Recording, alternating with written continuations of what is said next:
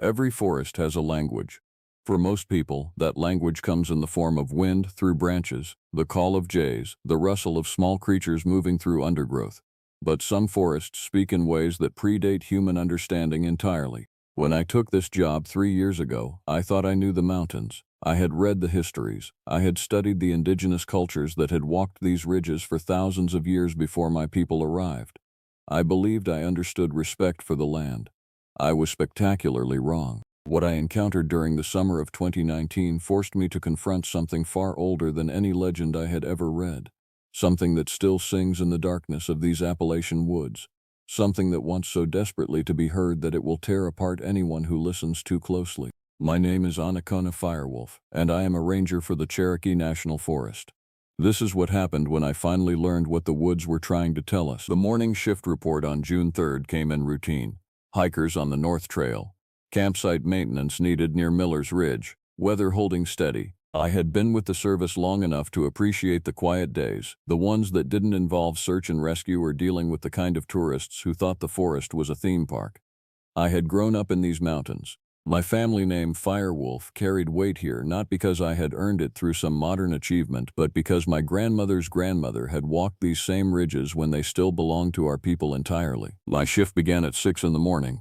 The sun was already climbing through the canopy, creating that particular Appalachian gold that only happens in early summer, when the humidity hasn't yet reached its suffocating peak. I was conducting a routine patrol near the Singing Creek watershed, an area historically significant to the Cherokee who had lived here. The name itself came from old stories, from accounts of how the water moved through certain limestone formations and created acoustic phenomena that the original inhabitants had considered sacred. I never dismissed such things. Too much of our world has been forgotten, too much history erased. The trail was empty as I walked it. That was not unusual. Most people preferred the well-maintained paths closer to the visitor centers, the places where cell service still reached and where the forest didn't feel quite so much like it was watching you.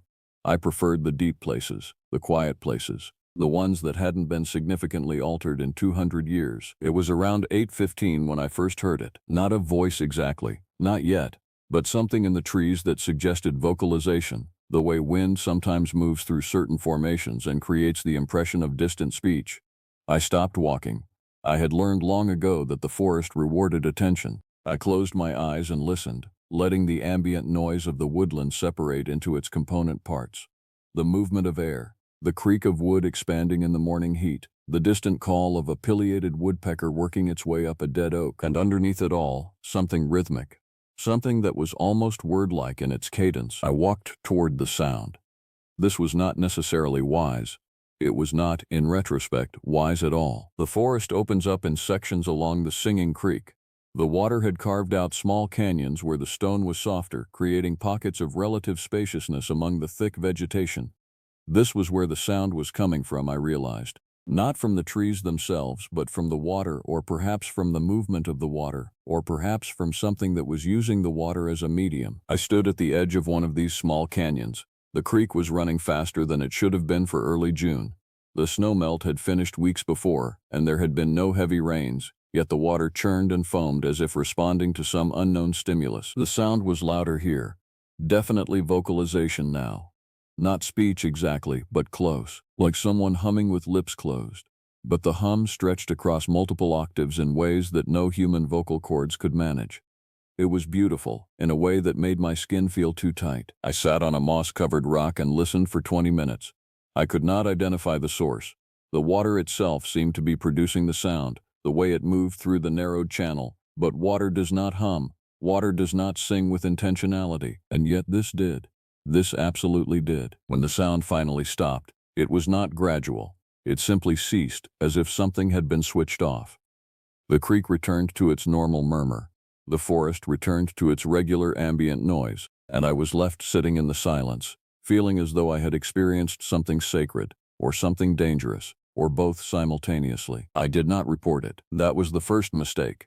The first small failure in the chain of small failures that would lead to everything that came after. I told myself it was nothing unusual.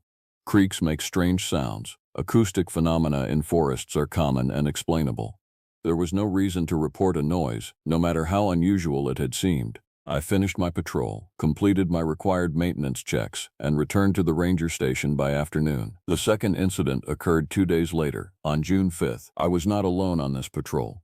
A seasonal ranger named Chayton Trake was working with me, a young man in his early 20s who had grown up on tribal lands in North Carolina. His heritage showed in his careful way of moving through the forest, in his awareness of the land. I had approved his hiring personally, recognizing something in him that suggested genuine respect for the work. We were conducting a trail assessment near the high ridge line when Chayton pointed to something. "Do you hear that?" he asked. I did hear it. The same sound, or a variant of it. A vocalization coming from somewhere deeper in the woods, from the direction of the old-growth timber that had been protected since the 1970s. It was similar to what I had heard before, but different in pitch, as though there were multiple voices involved. Multiple things, all humming at different frequencies that somehow harmonized. "What is it?" Chayton asked. He sounded uncertain, which was unusual for him. "Creek acoustics," I said. I was lying. We both knew I was lying. "It doesn't sound like water," he said. "No," I agreed. "It doesn't." We stood in silence, listening. The sound continued for another few minutes, then faded. Chayton turned to me with a question in his eyes, but I had already started walking back down the trail. I did not want to discuss it. I did not want to investigate it. I wanted to move past it as though it were nothing, some sound that would fade away on its own. That night, I made a decision that I should have made days before. I decided to research what I had heard, to see if there were any documented phenomena in the Appalachian region that matched the vocalization I had encountered. I spent 3 hours on the internet, moving between academic papers, folklore websites, and Cherokee Nation resources. What I found was disturbing.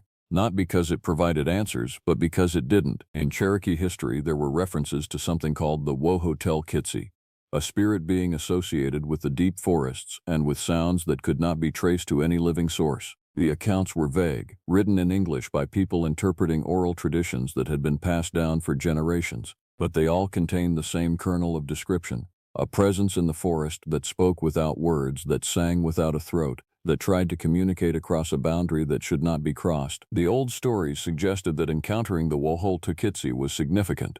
It meant the forest was trying to tell you something. It meant you had been chosen as a listener. I did not feel chosen. I felt targeted. There were other references in older folklore, in accounts from colonists and early settlers. The descriptions varied, but the core remained consistent. People heard singing in the Appalachian forests, singing that had no source. Singing that sometimes drove people to madness, singing that went by many names: the wooded singer, the forest voice, the creek caller, the woodland crooner. I closed my laptop and sat in the darkness of my small ranger's cabin, listening to the night sounds outside my window.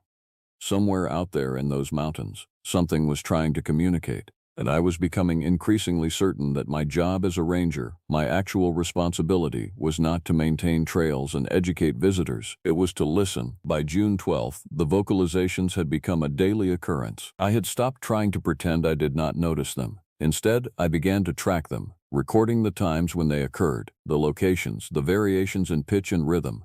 I was developing what I told myself was a scientific approach to an unexplained phenomenon. In reality, I was obsessing. The sounds had also begun to follow a pattern. They always occurred between 6 and 8 in the morning and between 5 and 7 in the evening. They seemed to be strongest near the Singing Creek watershed, but I had heard them at other locations on my patrol routes, and they were becoming more complex, more deliberate, less like natural phenomena and more like attempts at language. Chayton had noticed my behavior. On June 10th, he had asked me directly if I was investigating something. I had been dismissive, telling him it was nothing, just the forest being the forest. He had not believed me, but he had not pushed. Yet, what I did not tell him was that I had started to venture into areas I should not have ventured into. I had begun spending my evenings in the deep forest, beyond the marked trails, following the source of the singing. Each night I told myself I would get closer, that I would finally understand what was happening. Each night, the singing seemed to move further away. On June 12th, something changed. I was alone on the ridge trail, conducting an evening patrol, when I heard the singing again. But this time it was different. This time it was using words, not English words, not words in any language I spoke, but structured sounds that organized themselves into patterns that suggested meaning. I stood on the trail, my hands beginning to shake, as I listened to what seemed to be a coherent attempt at communication. The pattern repeated 3 times, then faded. I was not trained for this. There was no ranger manual that covered this situation. There were no protocols for dealing with forest entities that violated the laws of nature. I felt very small, very exposed, standing alone on that ridge in the fading light. The next morning, I made a decision. I would go deeper. I would follow the source of the singing directly, no matter where it led. I requested a day off, something I rarely did, and spent the morning preparing. I packed water, a first aid kit, my radio, a flashlight. I told no one where I was going. I was going to find the woodland crooner. The deeper forest is a different place than the public trails. The old-growth timber has a density, a presence, that the younger woods lack. The trees are massive, their bark thick and ancient. The undergrowth is dense in some places, open in others, following patterns that suggest intention rather than accident. I began my search in the early afternoon, near the place where I had first heard the singing. The vocalizations seemed to draw me forward. I could hear them constantly now, always ahead, always just out of reach. The singing had taken on an almost conversational tone, as though the forest itself was having a discussion, and I was meant to be listening to one side of it. The afternoon wore on. I realized I had wandered further than I had intended. The landscape had begun to look unfamiliar, despite my years of working in this forest. The trees had become even older, the canopy so thick that little light penetrated. The temperature had dropped noticeably. The air smelled like stone and deep soil, like places that had not seen sunlight in a very long time. The singing continued. I came, eventually, to a place I could not explain. It was a clearing, of sorts, though not one that had been created by any natural process. The trees surrounding it had twisted inward, their trunks curving as if they had all leaned toward some central point. The ground was bare, covered in a pale stone that I did not recognize, smooth and slightly luminescent in the dimness. In the center of the clearing, the singing creek emerged from an underground source, running clear and cold, and the singing was loud here, so loud that it filled my entire world, that it vibrated through my bones. I sat on the edge of the clear stone and wept, and I did not understand why. The singing seemed to acknowledge my presence. The pattern changed, became almost melodic. It was beautiful and terrible, and I felt the weight of something ancient pressing down on me, something that had been waiting a very long time for someone to finally listen. I tried to record it on my phone. The recording came out as nothing but white noise. I stayed in that clearing for hours. The sun descended through the canopy. The temperature continued to drop. The singing never stopped, but it changed, varied, explored different ranges and patterns. I came to understand that what I was hearing was not a creature trying to communicate. It was the forest itself, the entire ecosystem, the bones of the mountains, the memory of everything that had ever lived here. It was the voice of the land, and it was trying to tell me something. As darkness fell, a new sound joined the singing. Not vocalization, but movement. Something large was moving through the deep forest toward the clearing. Something that made the undergrowth crack and snap beneath its weight. Something that should not exist. I stood up.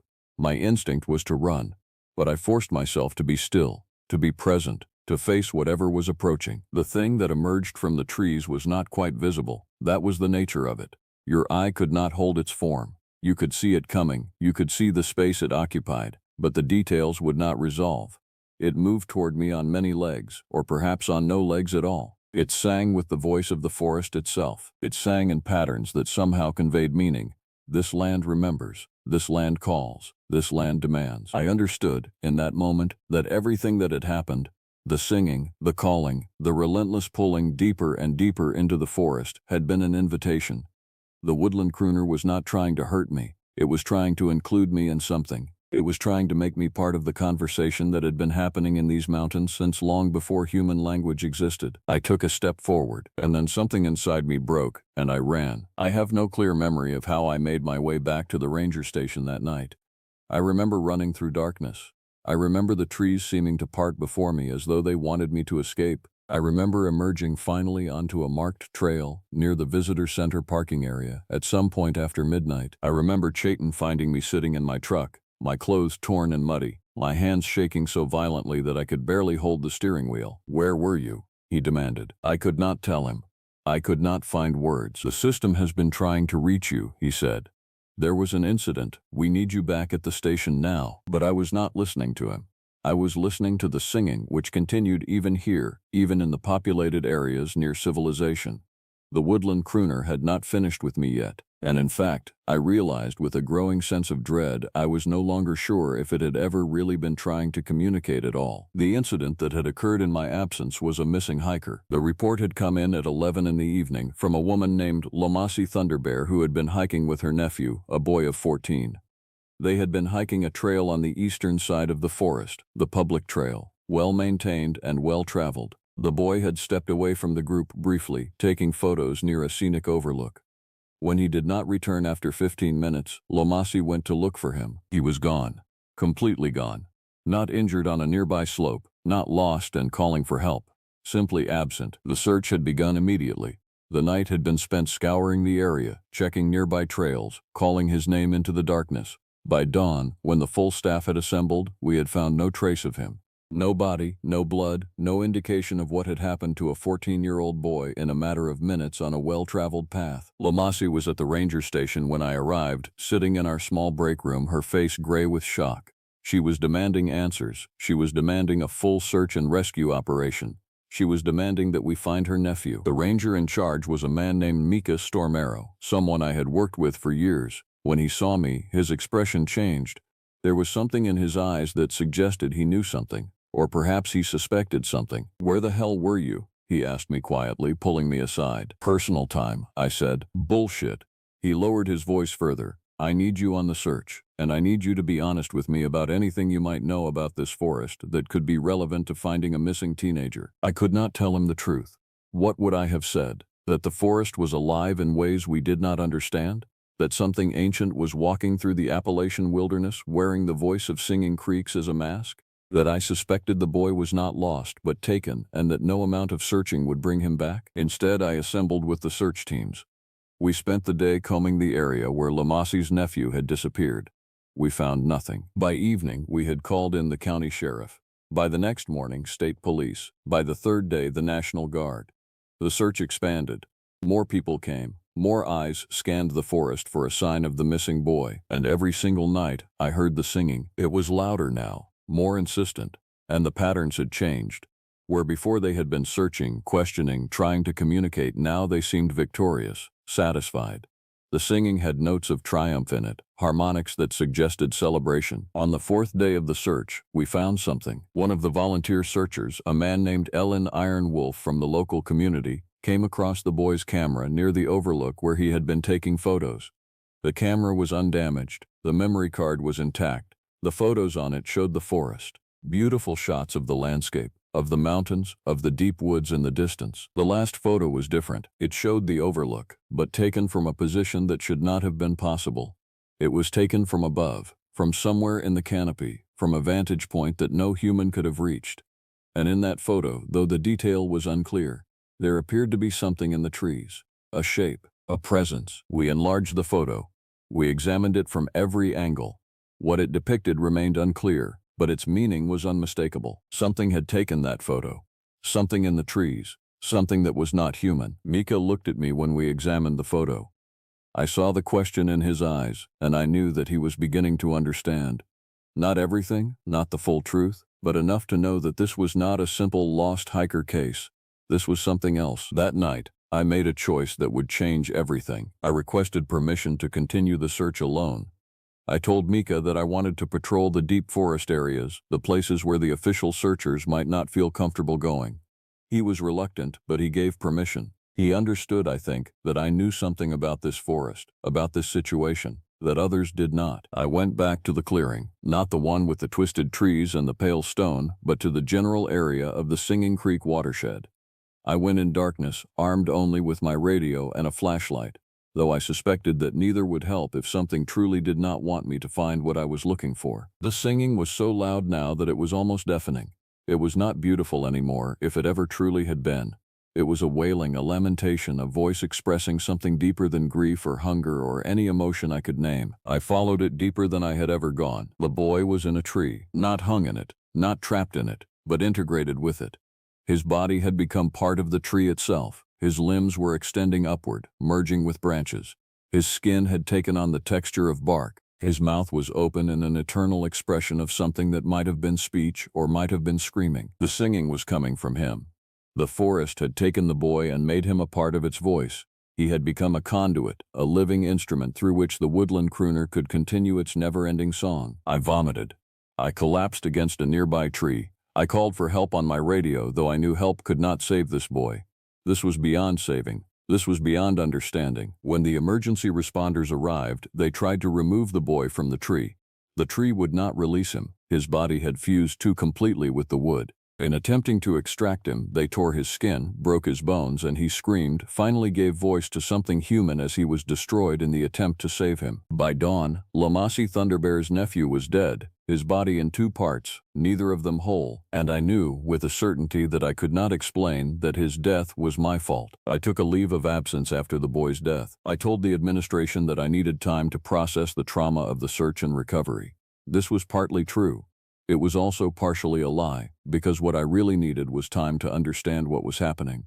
Time to figure out if I could stop it, or if stopping it was even possible. I spent 2 weeks alone in my cabin, barely leaving, consuming every piece of information I could find about the Cherokee history of these mountains, about the spirits and entities that the original inhabitants had feared and respected. I found references to the Wohutelkitsi in several old manuscripts, accounts written by Cherokee healers and spiritualists in the 1900s. The descriptions were consistent: a being of the forest that spoke in languages older than human speech, that desired connection with humans but could not achieve it without causing harm.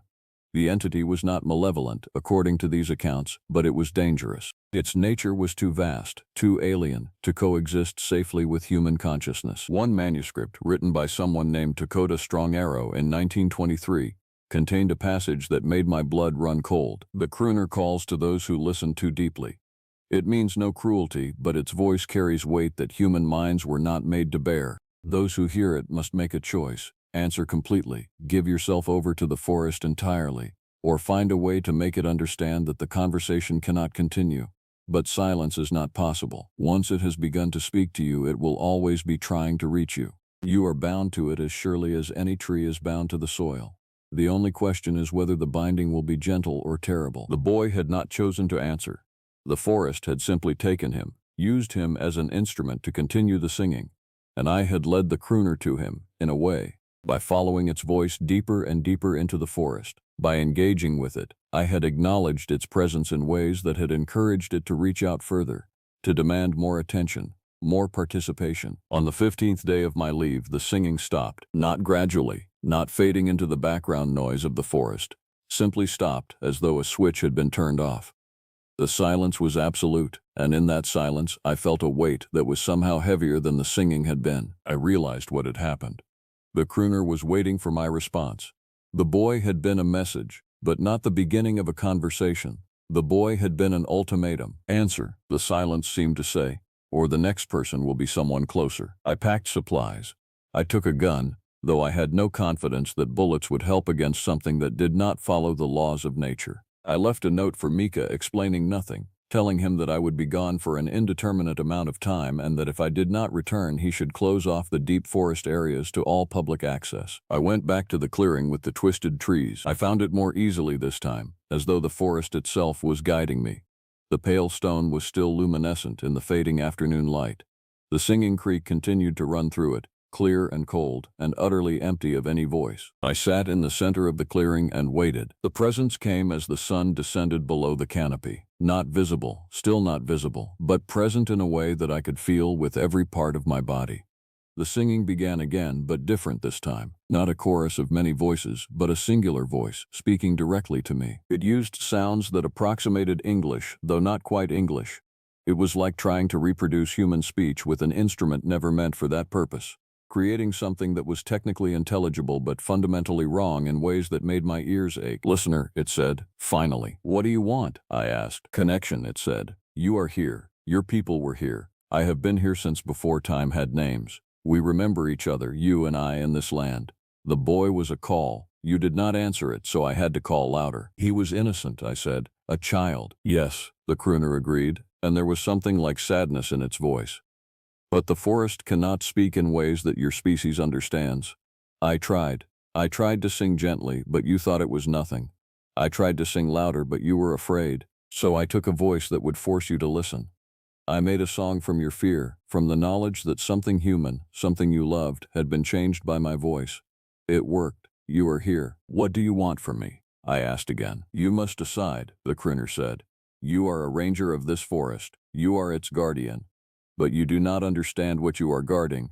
You do not know that this land is alive, that it dreams, that it wants to speak to the people who walk in it. I have been waiting so long to speak to someone who would listen, someone who understands that this is sacred ground. I felt something then, something vast and terrible and beautiful, pressing against the edges of my consciousness. The presence of something so large that I could not see all of it at once. Something that contained the memory of thousands of years. Something that had watched the Cherokee people flourish and fall, had watched the forests change and shift, had waited in silence for someone to finally acknowledge that it was here. If I accept your call, I said slowly, what happens? You become like the boy, the crooner said, but also nothing like the boy.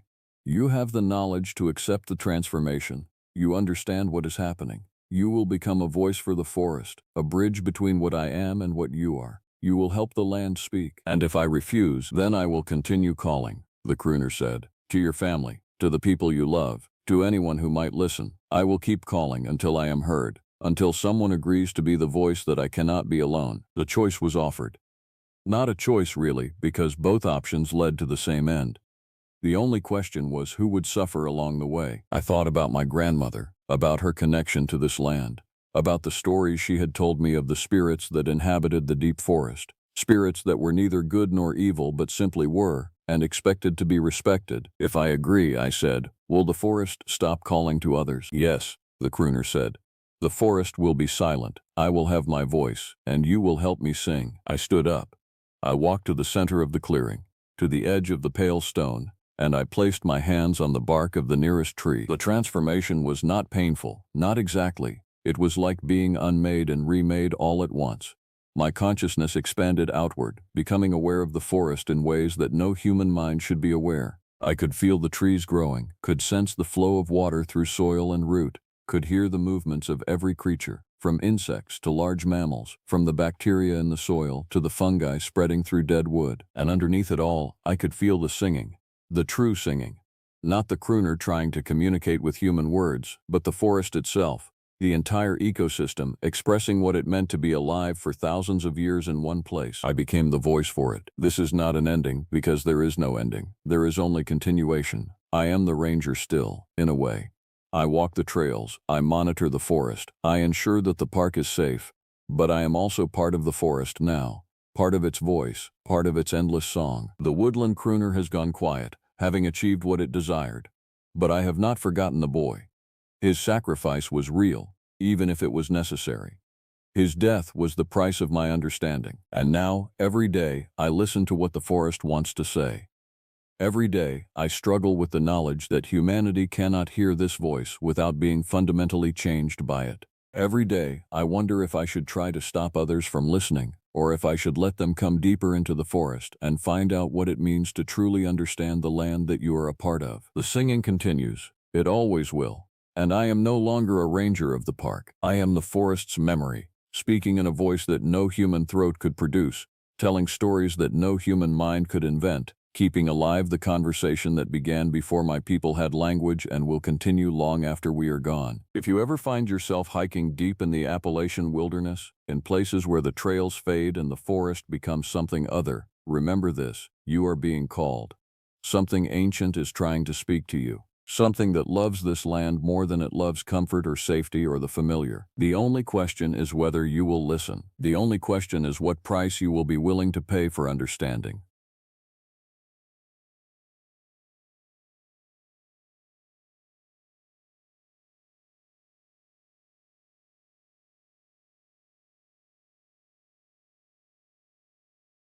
I have been a ranger in the Appalachian Range for 17 years, and in that time I have learned that some things defy explanation not because they are unknowable, but because our frameworks for understanding the world are fundamentally inadequate. This is the story of what I encountered during the autumn equinox, when the old ways still held dominion over these ancient mountains, and when the boundary between the natural and something far older grew dangerously thin. My name is Adahi, and I am the primary ranger responsible for managing the northern sector of Clingman's Dome National Forest.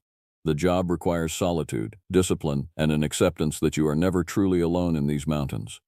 The Appalachian Range is old. It is far older than any nation, any people, any civilization that has called it home.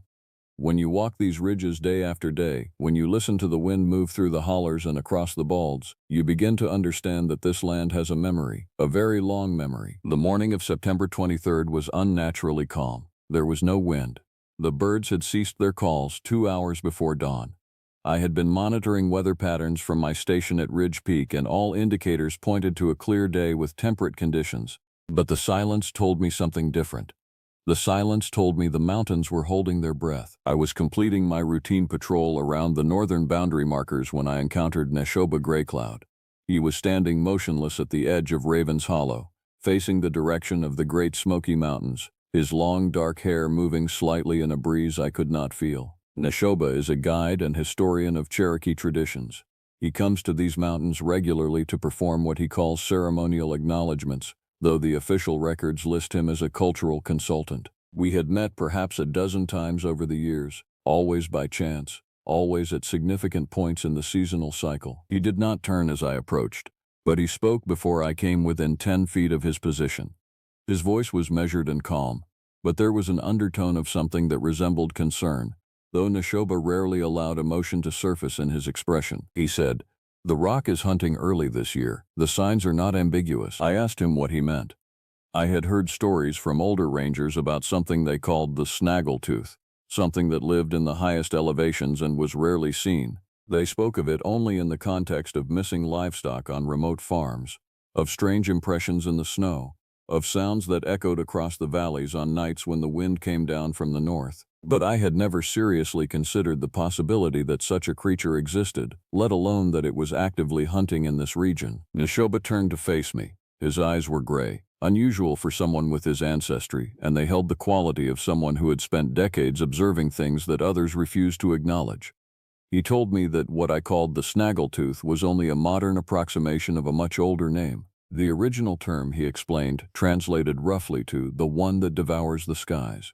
It was a creature of ancient provenance, something that had existed in these mountains long before the Cherokee, long before the Appalachian culture as we understand it had taken root. It was, he said, a thing of the old time, when the spirits that inhabited stone and wind and water were not yet separated from the physical world. I attempted to maintain my professional composure, though I could feel something shifting in my understanding of the situation.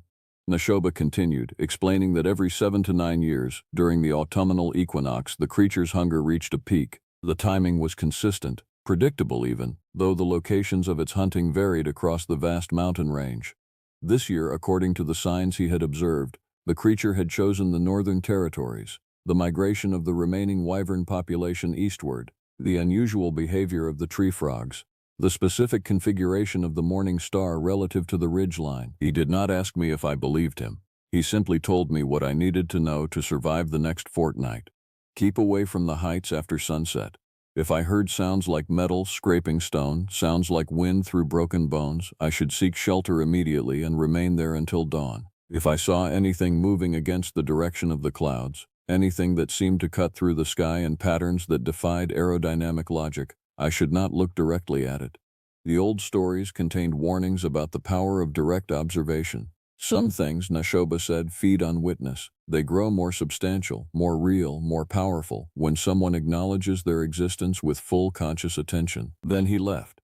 He simply turned and walked down the ridge, moving with an efficiency that would have been impressive in a younger man, and I was left standing alone at the edge of Raven's Hollow, feeling the weight of that unnatural silence pressing down on my shoulders. I told myself that Neshoba was a man shaped by tradition and cultural memory, that the stories he carried were metaphorical in nature, and that any actual phenomena he attributed to supernatural causes likely had rational explanations rooted in animal behavior and environmental factors. But as I made my way back to my station that afternoon, I could not shake the feeling that something fundamental had shifted in the mountains.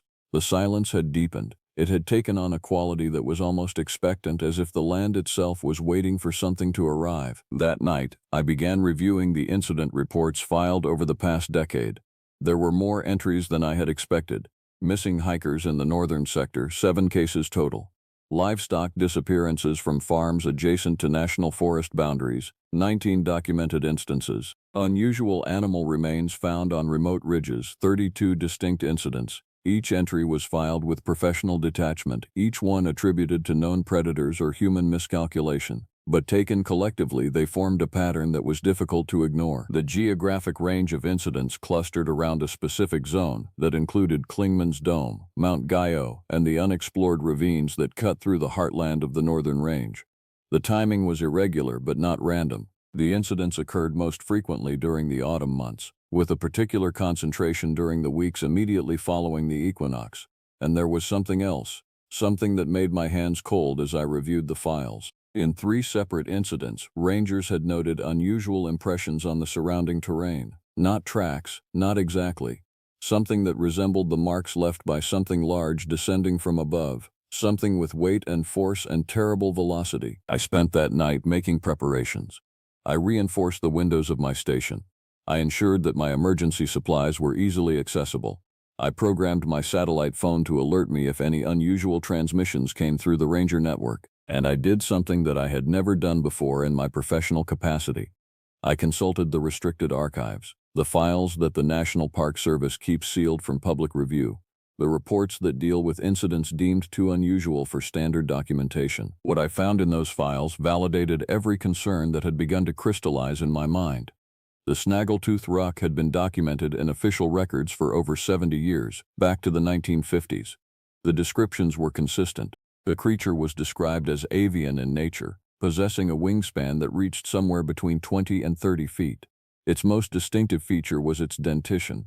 The reports used words like jagged, metallic, incomprehensible in their structure. One ranger filing a report in 1989 had written that the creature's teeth were not teeth at all in the biological sense, but rather something that resembled hardened bone that had been sharpened and arranged in configurations that no natural jaw structure could accommodate. More disturbing than the physical descriptions were the behavioral patterns noted in the historical files.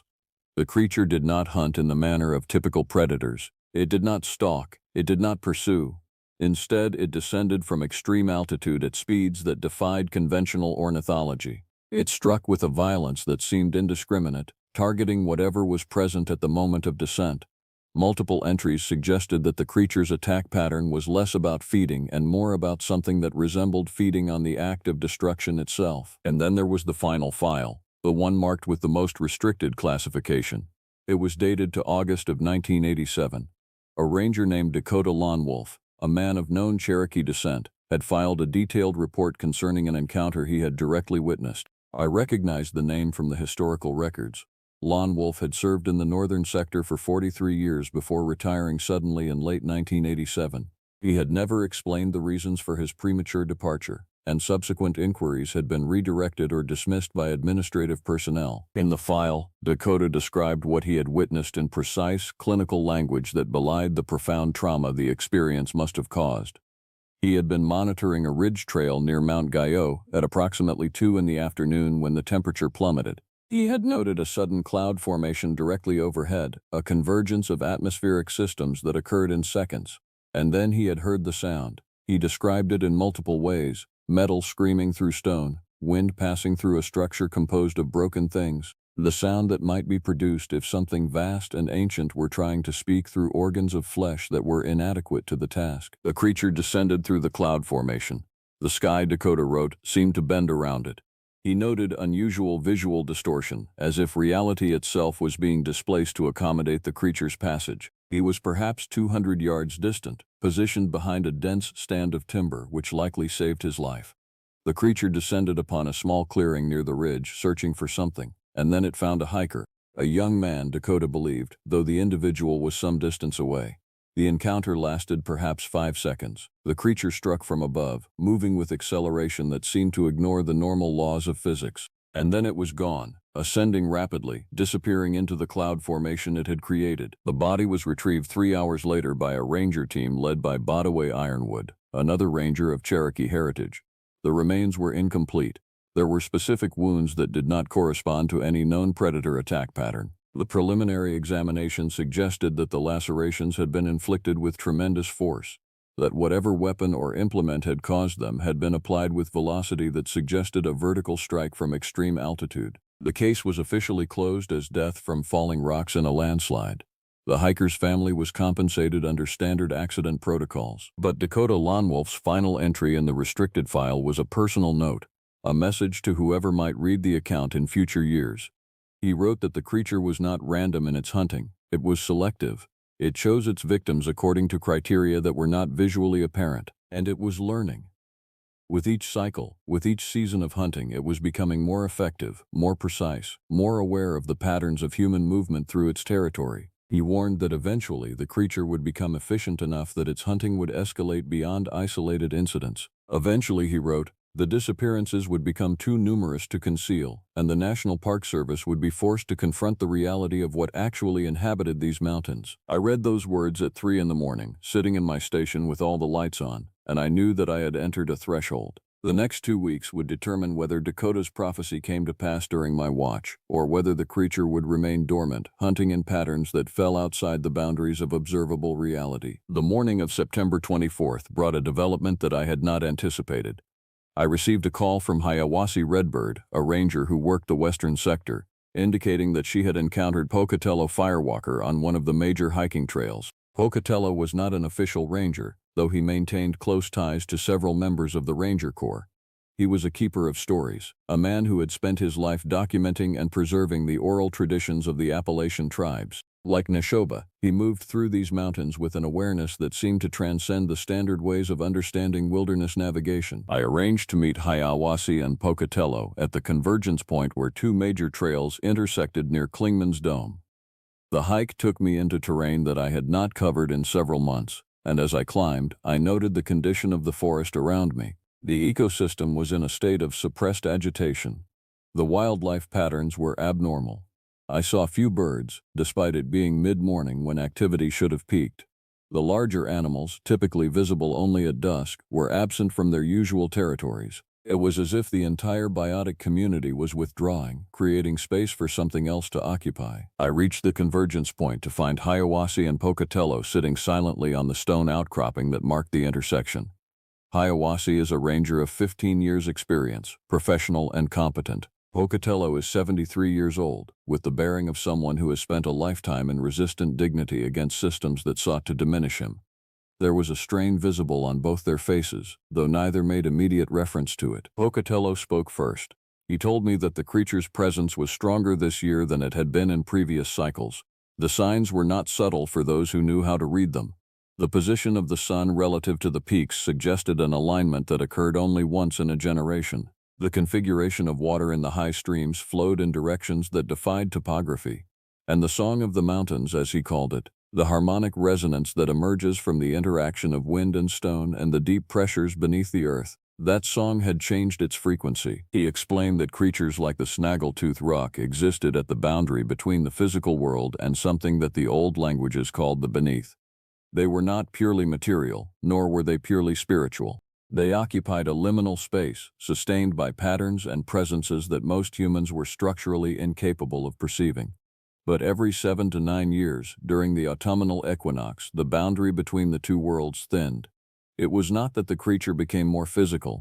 Rather, the material world became temporarily more susceptible to intrusion by forces that normally remained confined to the spaces between perception. Hiawassee added her own observations. She had found unusual markings on the rocks near the highest ridges, not scratches, not exactly, something that resembled impressions left by something immensely hot, as if the stone itself had been partially melted or transmuted.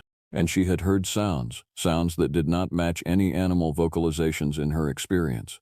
She described them as penetrating, as if they were originating from inside her own mind rather than from the external environment. I asked Pocatello if there was anything we could do, any way to mitigate the danger or to predict the creature's movements. He was quiet for a long moment, and in that silence I understood something that I had been avoiding. The creature was not something to be managed. It was not something that could be driven away or discouraged through conventional ranger protocols. It was a force that had existed in these mountains long before the National Park Service, long before the American nation, long before even the civilizations of the old time. And it had every right to be here. or something analogous to rights, a presence that was as fundamental as the mountains themselves. Pocatello answered by telling me a story. He spoke of the old time, when the spirits of the mountains held dominion over everything that moved through their territory. In those days there was a covenant between the human people and the powers that dwelt in stone and sky. The humans respected the boundaries, understood where they could and could not go, and recognized that some places and some entities were not meant to be approached. In return, the spirits of the mountains provided protection, provided paths to abundance, provided the substance of life itself. But as the centuries passed, that covenant was broken. The human people forgot the old ways, or they were forced to abandon them in the face of invaders who brought diseases and violence and the power of overwhelming numbers. And in the forgetting, in the breaking of the covenant, something shifted in the mountains themselves. The spirits did not disappear, but they became strange, became hungry, became something that could no longer be easily negotiated with. The Snaggletooth Rock was one such entity, a creature that had been transformed by the breaking of the covenant, that now represented not the protective power of the mountains, but something closer to their rage. I asked him if there was a way to restore the covenant, to negotiate with the creature in some way. Pocatello looked at me with eyes that held enormous sadness. He said that the covenant could not be restored by the living. It could only be restored by those who had been harmed by its breaking, and most of those people had been dead for more than a century. What could be done, he said, was to acknowledge the wrong that had been committed, to recognize the presence of the creature and the justice inherent in its hunting, and to take precautions to ensure that the creature was not provoked or observed in ways that would strengthen its manifestation. Hiawassee spoke again. She said that within the next 7 days the creature would hunt. The signs were now unmistakable. The question was not if, but when and where. There was a location that traditionally attracted the creature, a place where the boundary between the worlds was thin enough that it could descend with the greatest ease. That location was a popular hiking destination in the northern sector, a destination that saw significant foot traffic from tourists and amateur hikers. The Ranger Corps needed to close that area immediately, before the creature's hunting cycle began. I asked her which location she meant. She described coordinates that corresponded to a ridge overlooking Raven's Hollow, the exact spot where I had encountered Neshoba days earlier. The area was indeed heavily trafficked. 3 major trails converged there, and the views of the surrounding mountains were spectacular enough that it was a regular destination for photography and meditation enthusiasts. If I closed the area without explaining my reasoning, I would face immediate questions from the administration. That night, I began drafting a report citing geological instability, suggesting that recent seismic activity and the erosion patterns evident in the ridge were creating dangerous conditions. I included recommendations for temporary closure pending more detailed geological survey. It was a transparent excuse, one that would likely be challenged by engineers who would find no evidence of actual instability. But I submitted it anyway, hoping that the administrative process would be slow enough to prevent the area from being reopened before the creature's hunting cycle concluded. The next morning, I received word that the area was being closed pending further investigation.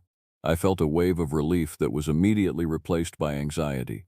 I had bought time, but time was not what we actually needed. We needed a way to prevent the creature from hunting at all, and according to everything that Pocatello and Hiawassee had told me, such prevention was impossible. I spent the day reinforcing the closure with ranger markers and warning signs.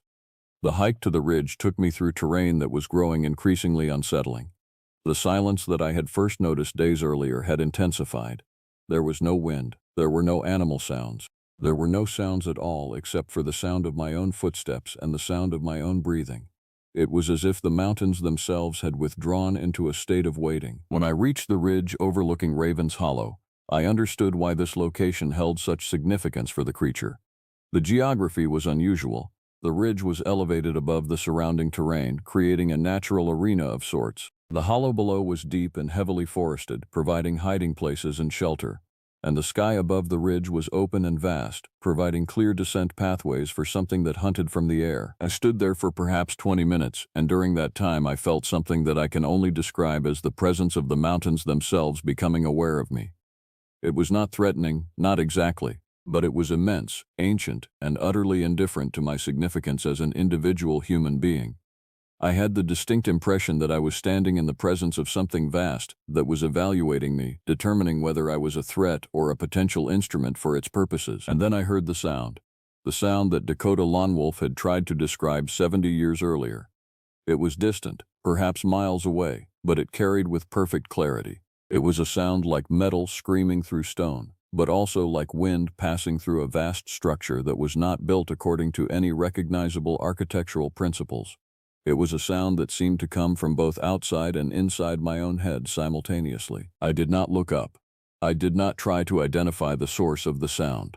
Instead, I remained absolutely still, deliberately focusing my attention on the stone beneath my feet, on the texture of the lichen on the rocks, on anything that would anchor me in the physical world and prevent my consciousness from following the sound to its source. The sound faded after perhaps 30 seconds, but its echo remained, not as an auditory phenomenon but as a vibration in the air, as a displacement of atmospheric pressure, as a wrongness in the fundamental properties of this particular location in space and time. When I finally returned to my station, I found a huli waiting on my porch.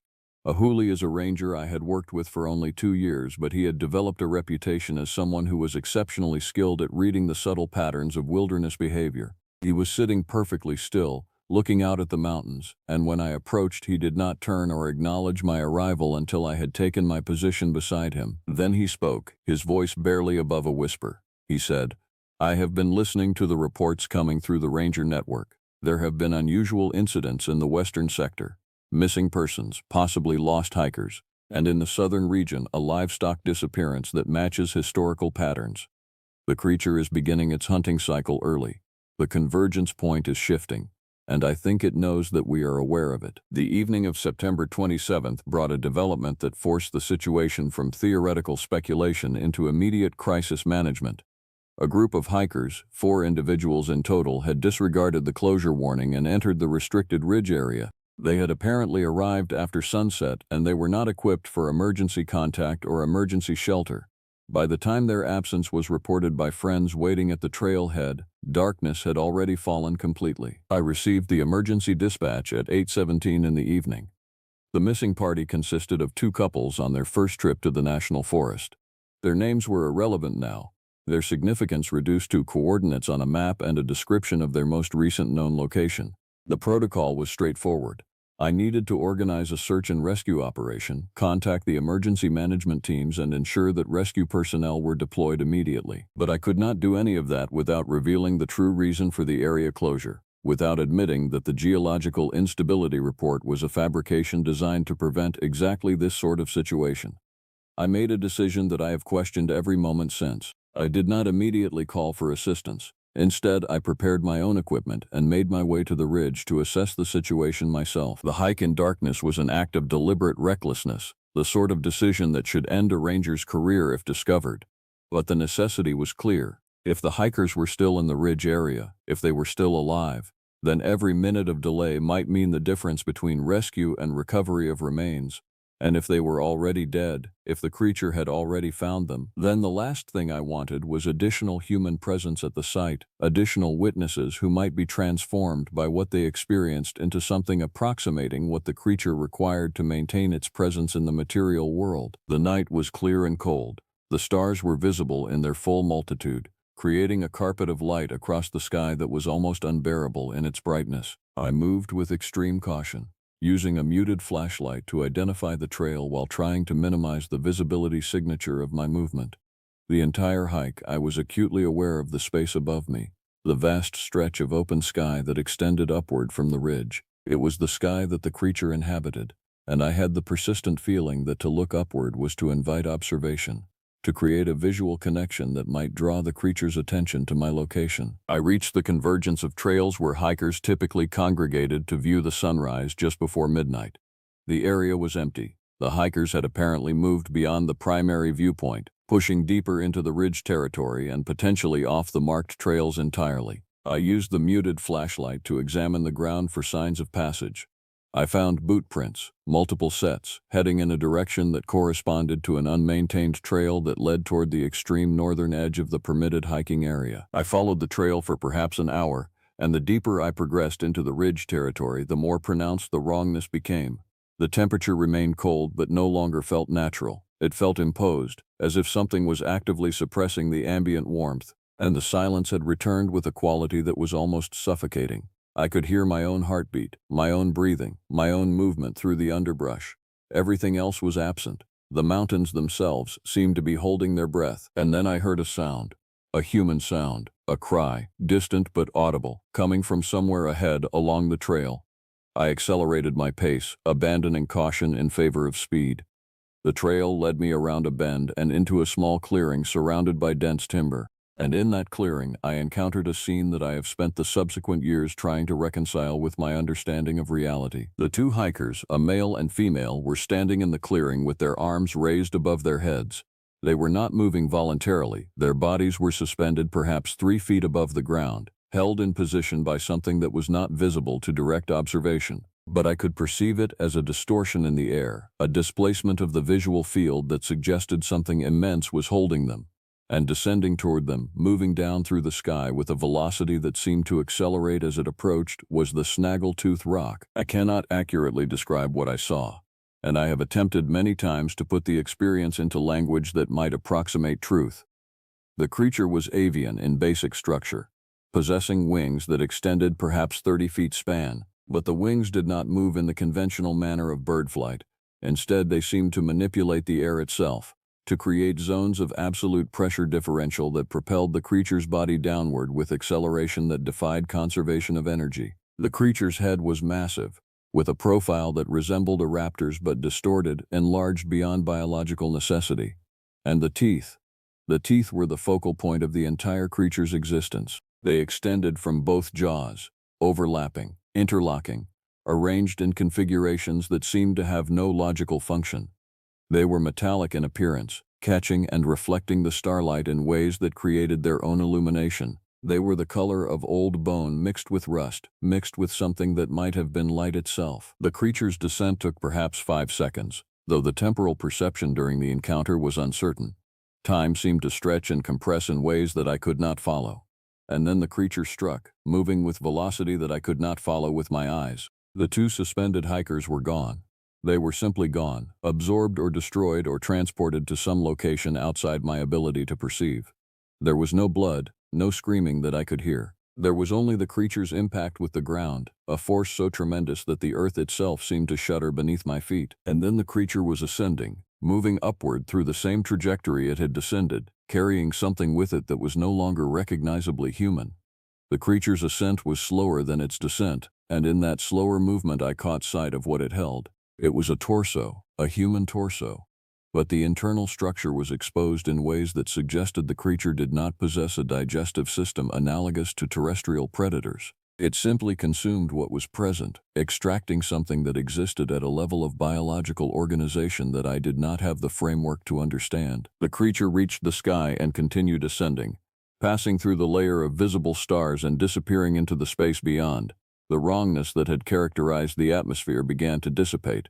The temperature rose. The silence gradually transformed back into the normal soundscape of the forest at night, and I was left standing alone in the clearing, holding a muted flashlight, trying to process what I had just witnessed. For perhaps 10 minutes I remained immobile, unable to move, unable to think, unable to do anything except stand and breathe and exist. And then the practical aspects of my situation began to reassert themselves. I had witnessed a death, 2 deaths, likely, as the second hiker was nowhere visible in the clearing. I needed to document what I had seen. I needed to make decisions about what information would be reported and what information would be concealed. I conducted a thorough search of the clearing. I found personal items scattered across the ground. A camera, its lens cracked. Hiking boots, a headlamp, still functioning, its beam pointing toward the darkness.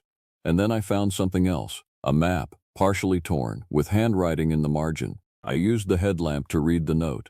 One of the hikers had written the location and time as an update to a missing person application, apparently intending to message their family when they reached an area with cellular coverage. The note included a timestamp, 7:45 in the evening. The hikers had entered the restricted area knowing that closure was in effect, and they had specifically chosen to do so after sunset. I made a decision that day that has shaped the remainder of my professional life. I collected all physical evidence from the clearing. I erased the trail marks that would indicate my passage, and I hiked back to my station, arriving after dawn, exhausted and operating on the edge of complete psychological collapse. The morning after the creature's hunting brought with it a cascade of complications that quickly spiraled beyond my ability to manage through conventional ranger protocols. The missing persons case had been escalated to the regional office. Search and rescue operations were being prepared. Administrative personnel were beginning to ask pointed questions about why I had submitted a geological closure report for the exact area where individuals had disappeared. The official fiction that I had constructed was beginning to collapse under the weight of actual events. By mid-morning, I received direct instruction to meet with Badaway Ironwood, the regional supervisor, and Hayawasi, who had apparently reported her observations of unusual environmental patterns to the administration. The meeting took place in the regional office, in a conference room lined with maps and photographs of the national forest. I was questioned about my closure report, about my access to restricted historical files, and about my interactions with Pocatello and Neshoba. I provided answers that were technically truthful but conceptually misleading, attributing the closure to my professional judgment regarding environmental stability while declining to elaborate on the specific indicators I had observed. Badaway is a man in his 60s, with the manner of someone who has spent 40 years navigating bureaucratic systems while trying to actually protect the forest. He is also, I learned during that meeting, of Cherokee descent, and he possessed knowledge of the creature that went far beyond what was contained in the restricted files. He informed me that the administration knew exactly what was happening in the northern sector. They had known for decades. The restricted files were not restricted because the incidents were classified as sensitive government information. They were restricted because the events themselves were of such a nature that they could not be explained or addressed through conventional administrative channels. Hayawasi added her own revelations.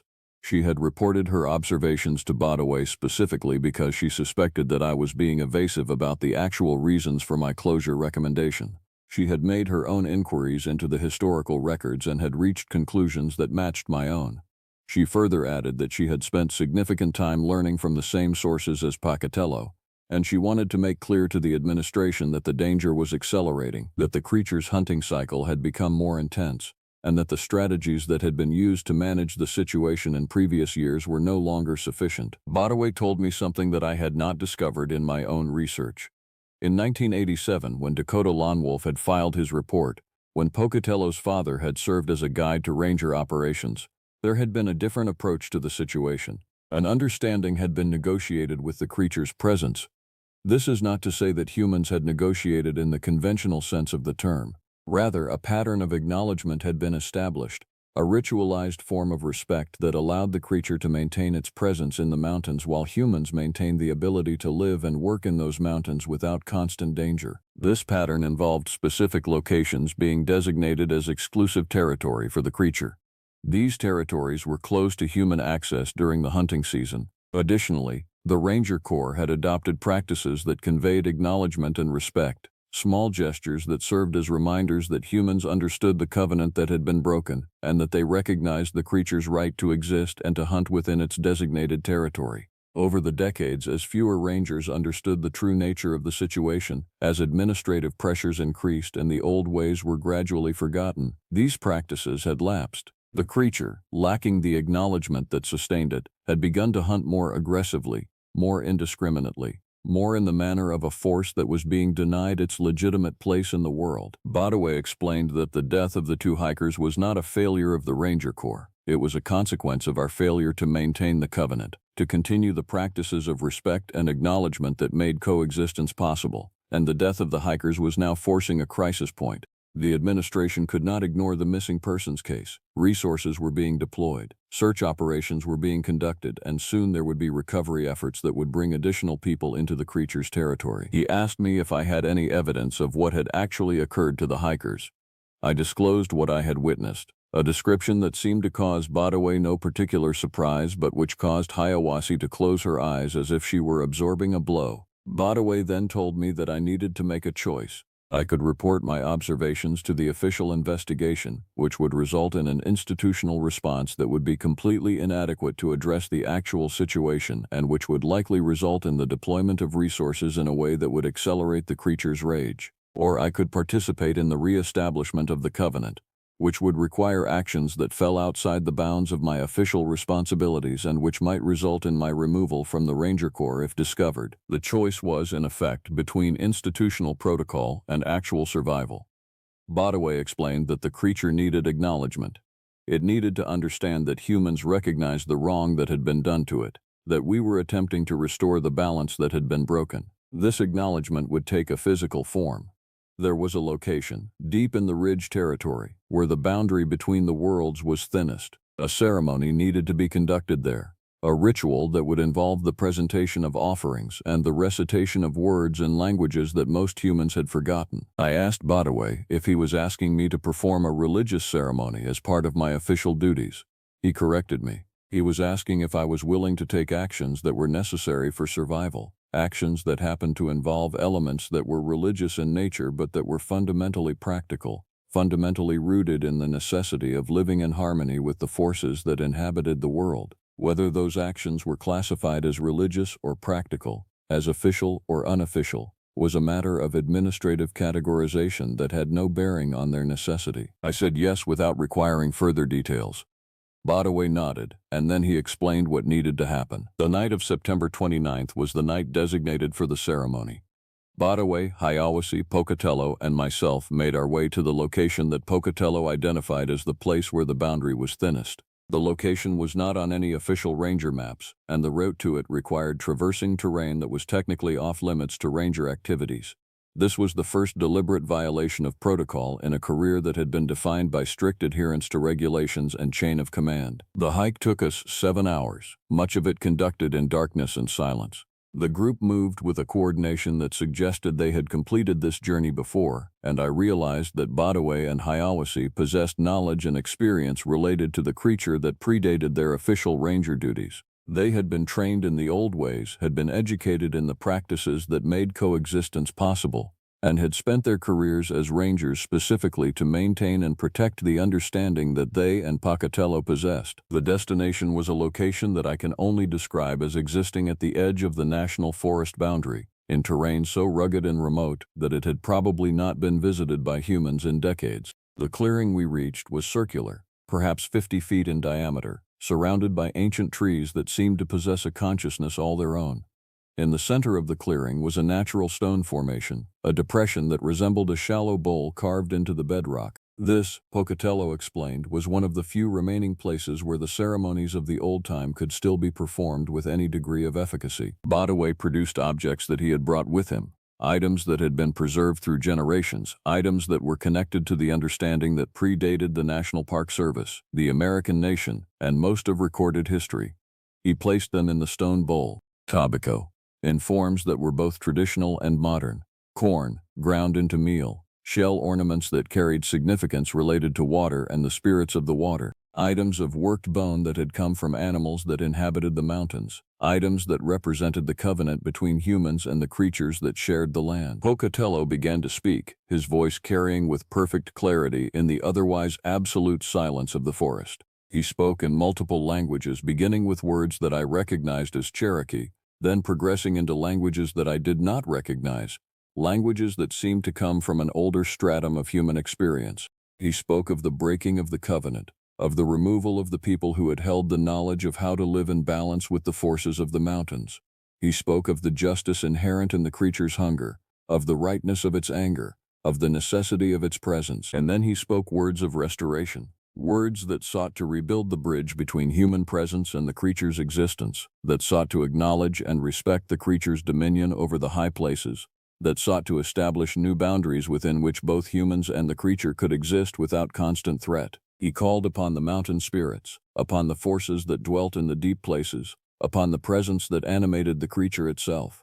He asked for balance, for understanding, for the re-establishment of practices that would allow the human people to walk safely through the mountains while acknowledging that some places and sometimes belonged exclusively to forces that operated according to logics that humans could only dimly comprehend. As Pocatello spoke, I began to perceive something happening in the clearing. The air was changing, becoming denser, becoming charged with a presence that was no longer merely psychological but that was actually present in the material world. The stars above the clearing seemed to brighten, or perhaps they seemed to come closer, or perhaps the distinction between sky and earth was becoming less definite. The trees at the boundary of the clearing seemed to bend inward, not physically but perceptually, creating a space that was distinct from the forest beyond it. And then Pocatello fell silent, and in that silence I heard the sound. Not the sound of the creature hunting, not the sound of violence and consumption, but something else. A sound that resembled the wind passing through the oldest parts of the mountains, the deep pressures and movements that occurred beneath the crust of the earth. A sound that was present and vast and ancient and completely indifferent to my individual existence. The sound seemed to come from directly above the clearing, from the space between the stars, and it persisted for perhaps a minute, gradually diminishing until the normal soundscape of the forest reasserted itself. When it was over, Pocatello opened his eyes. He looked at me and said a single phrase in English, a phrase in Cherokee that he translated immediately. "The mountain has heard. The balance will be restored." Badaway collected the objects that he had placed in the stone bowl. The offerings had not been consumed in any conventional sense, but their presence had been acknowledged, had been received by something that existed at the boundary between the worlds. And in that acknowledgement, something fundamental had shifted. The presence of the creature would continue. The boundaries of its territory would be respected. But the indiscriminate rage that had characterized its hunting would gradually transition into something more sustainable, more aligned with the patterns of balance that had existed in the old time. We made the return journey in silence. I was operating in a state that transcended exhaustion, that transcended normal human consciousness. I had participated in something that fell completely outside the framework of my professional training and my cultural understanding. And yet I had also experienced something that was undeniably real, that had consequences in the material world, that would shape the remaining years of my tenure as a ranger. When we reached the regional office as the sun was rising on September 30th, Badaway informed me that a recovery team had found the remains of one of the missing hikers. The location of the remains was inconsistent with the reported position of the missing persons, suggesting that the hiker had been severely disoriented or had been displaced by environmental factors. The official conclusion, pending further investigation, was that both hikers had been killed by falls from the ridge, with one body remaining unrecovered due to the rugged terrain. This conclusion would stand. The official investigation would conclude with the determination that the closure of the ridge area had been justified by actual environmental hazards, and that the deaths, while tragic, were the result of individual disregard for ranger warnings and environmental conditions. There would be no mention in the official reports of the creature, of the restricted historical files, of any explanation that fell outside the conventional narrative of wilderness danger and human error. I remained in my position as ranger for the northern sector for an additional 7 years following the ceremony. During that time, the hunting patterns of the creature shifted in precisely the manner that Badaway and Pocatello had predicted. The indiscriminate attacks ceased. The creature maintained its presence in the mountains, but that presence became integrated into the functioning of the ecosystem rather than being a constant threat to human survival. Livestock disappearances continued, but at rates that matched the predation patterns of known predators. Missing hikers became rare, occurring only when individuals deliberately disregarded ranger warnings or attempted to access restricted territories. In those 7 years, I also underwent a transformation in my understanding of the world.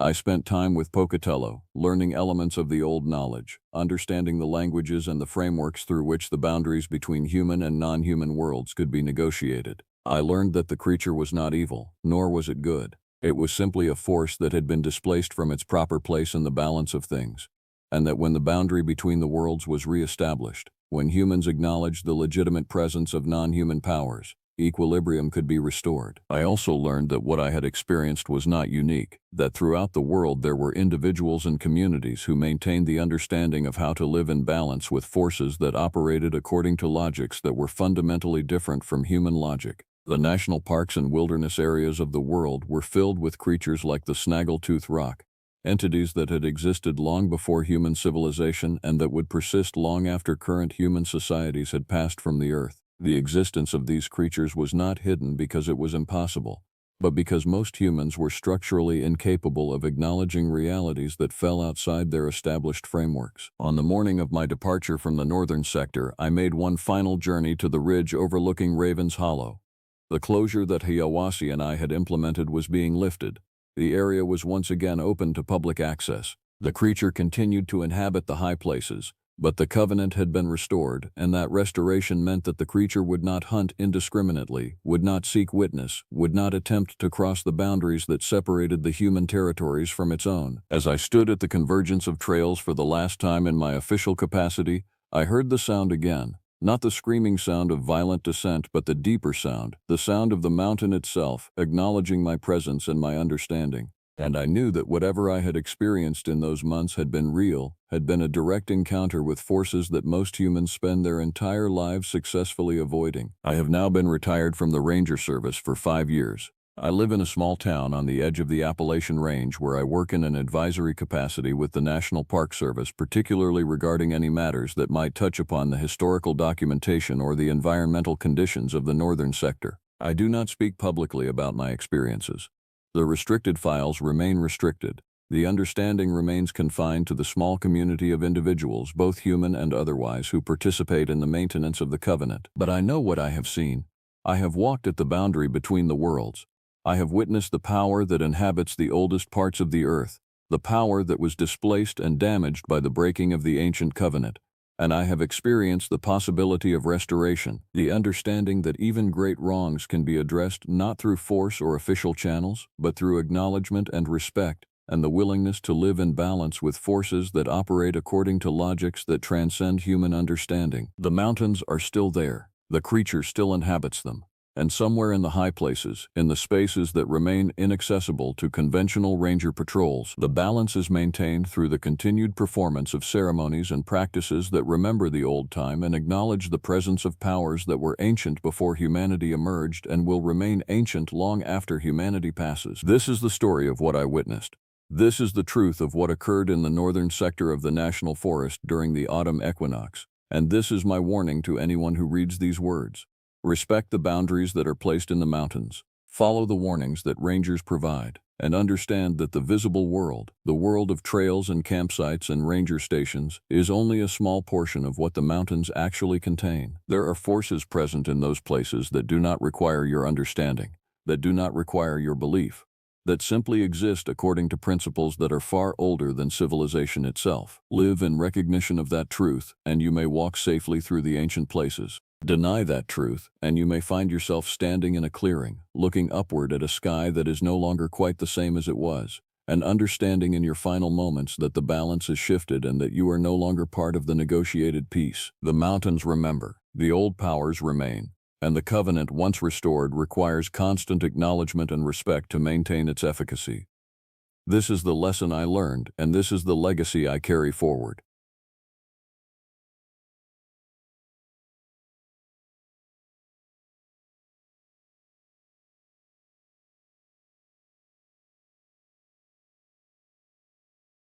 I have worked these mountains for 17 years, not the kind of work where you punch a clock and file reports that matter to the people in the valley below. I work the ridges where the mist does not clear even after the sun rises high, where the trees grow so thick and so old that their roots intertwine with the geological bones of this land. My name is not important to this account. What matters is that I was here, that I witnessed it, that I tried to understand what moved through these hills. Before I begin, you must understand the history of this ground. The Appalachian Mountains are not merely geological formations.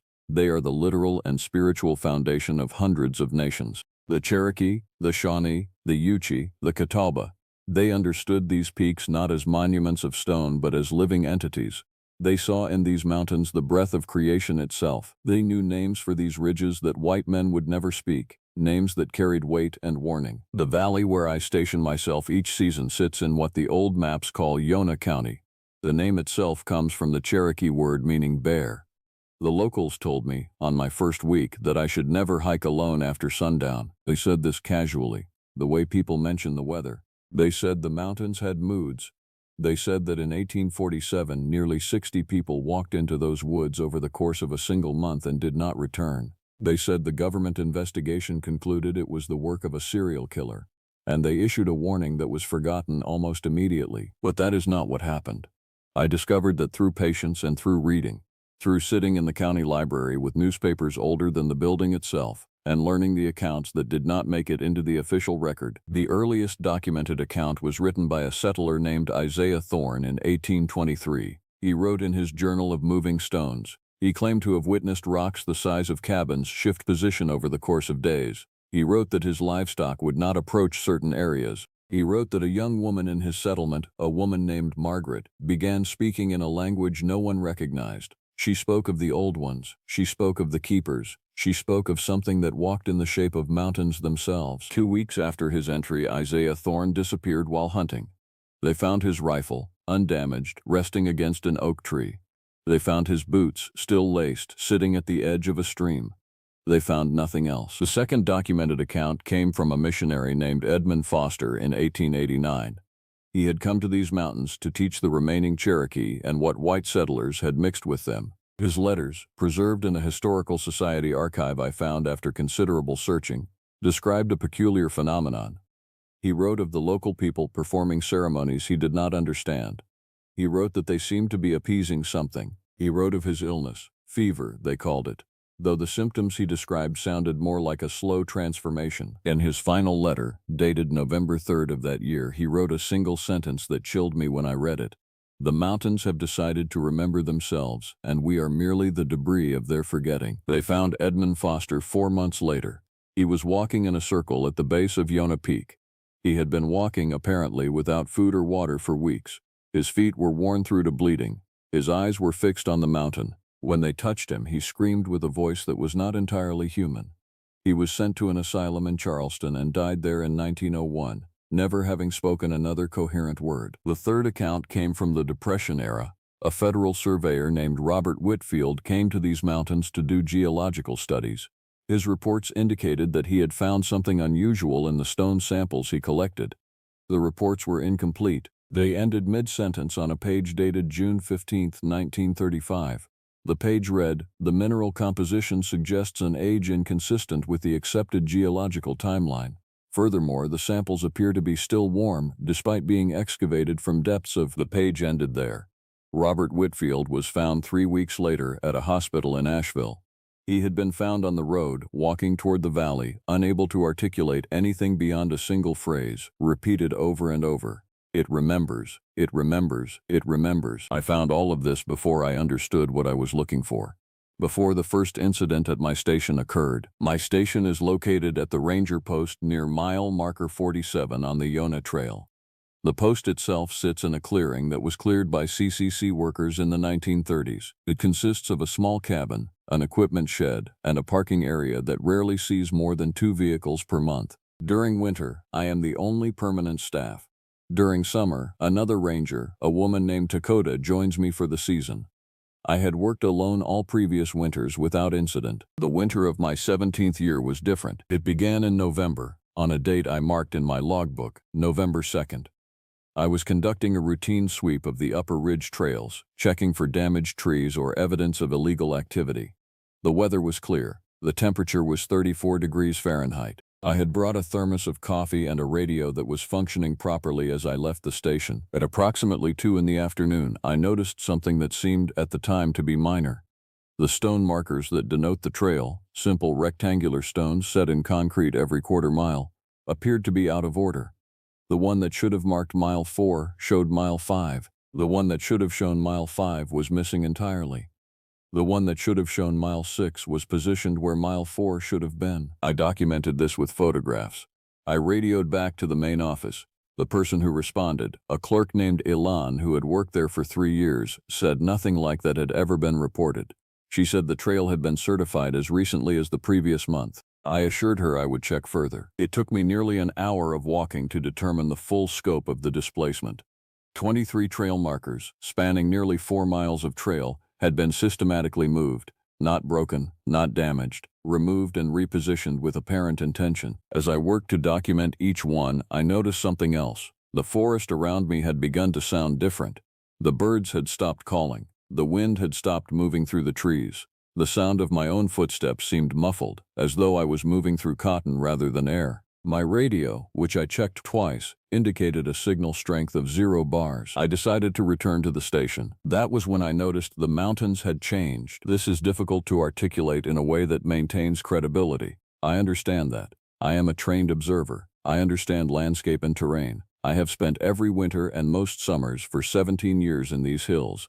I know their silhouettes as well as I know my own face. The ridge line that forms the skyline to the northwest of my position, the ridge I have used for orientation countless times, was in a different position.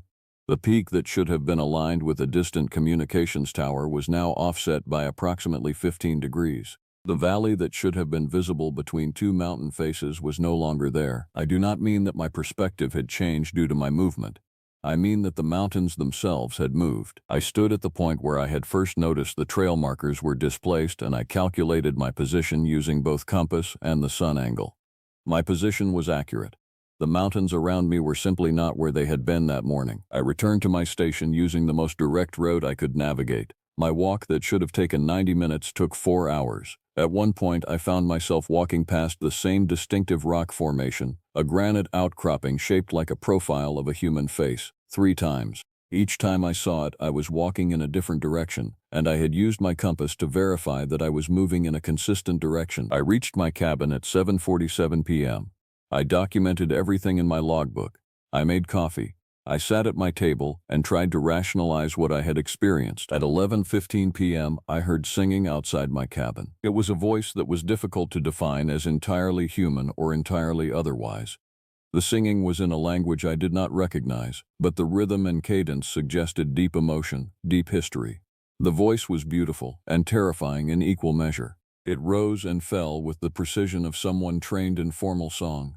It spoke of longing and loss and anger held for centuries. The singing continued for 3 hours. I did not open my doors. I did not shine lights outside. I sat at my table and I listened.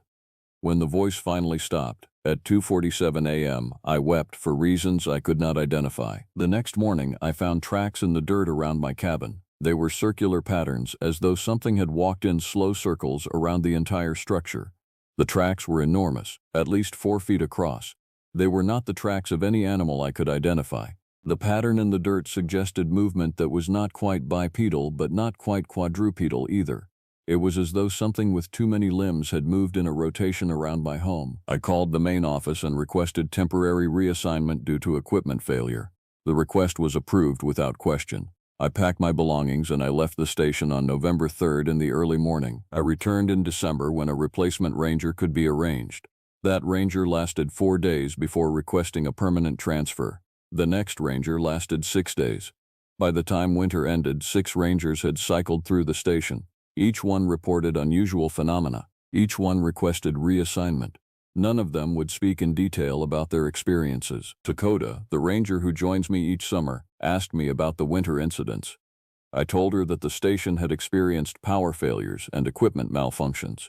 I did not tell her about the singing or the moving mountains or the tracks. I was not ready to burden her with that knowledge. In May of that year, I was invited to speak at a historical society meeting in a small town called Bearmouth, approximately 20 miles from my station.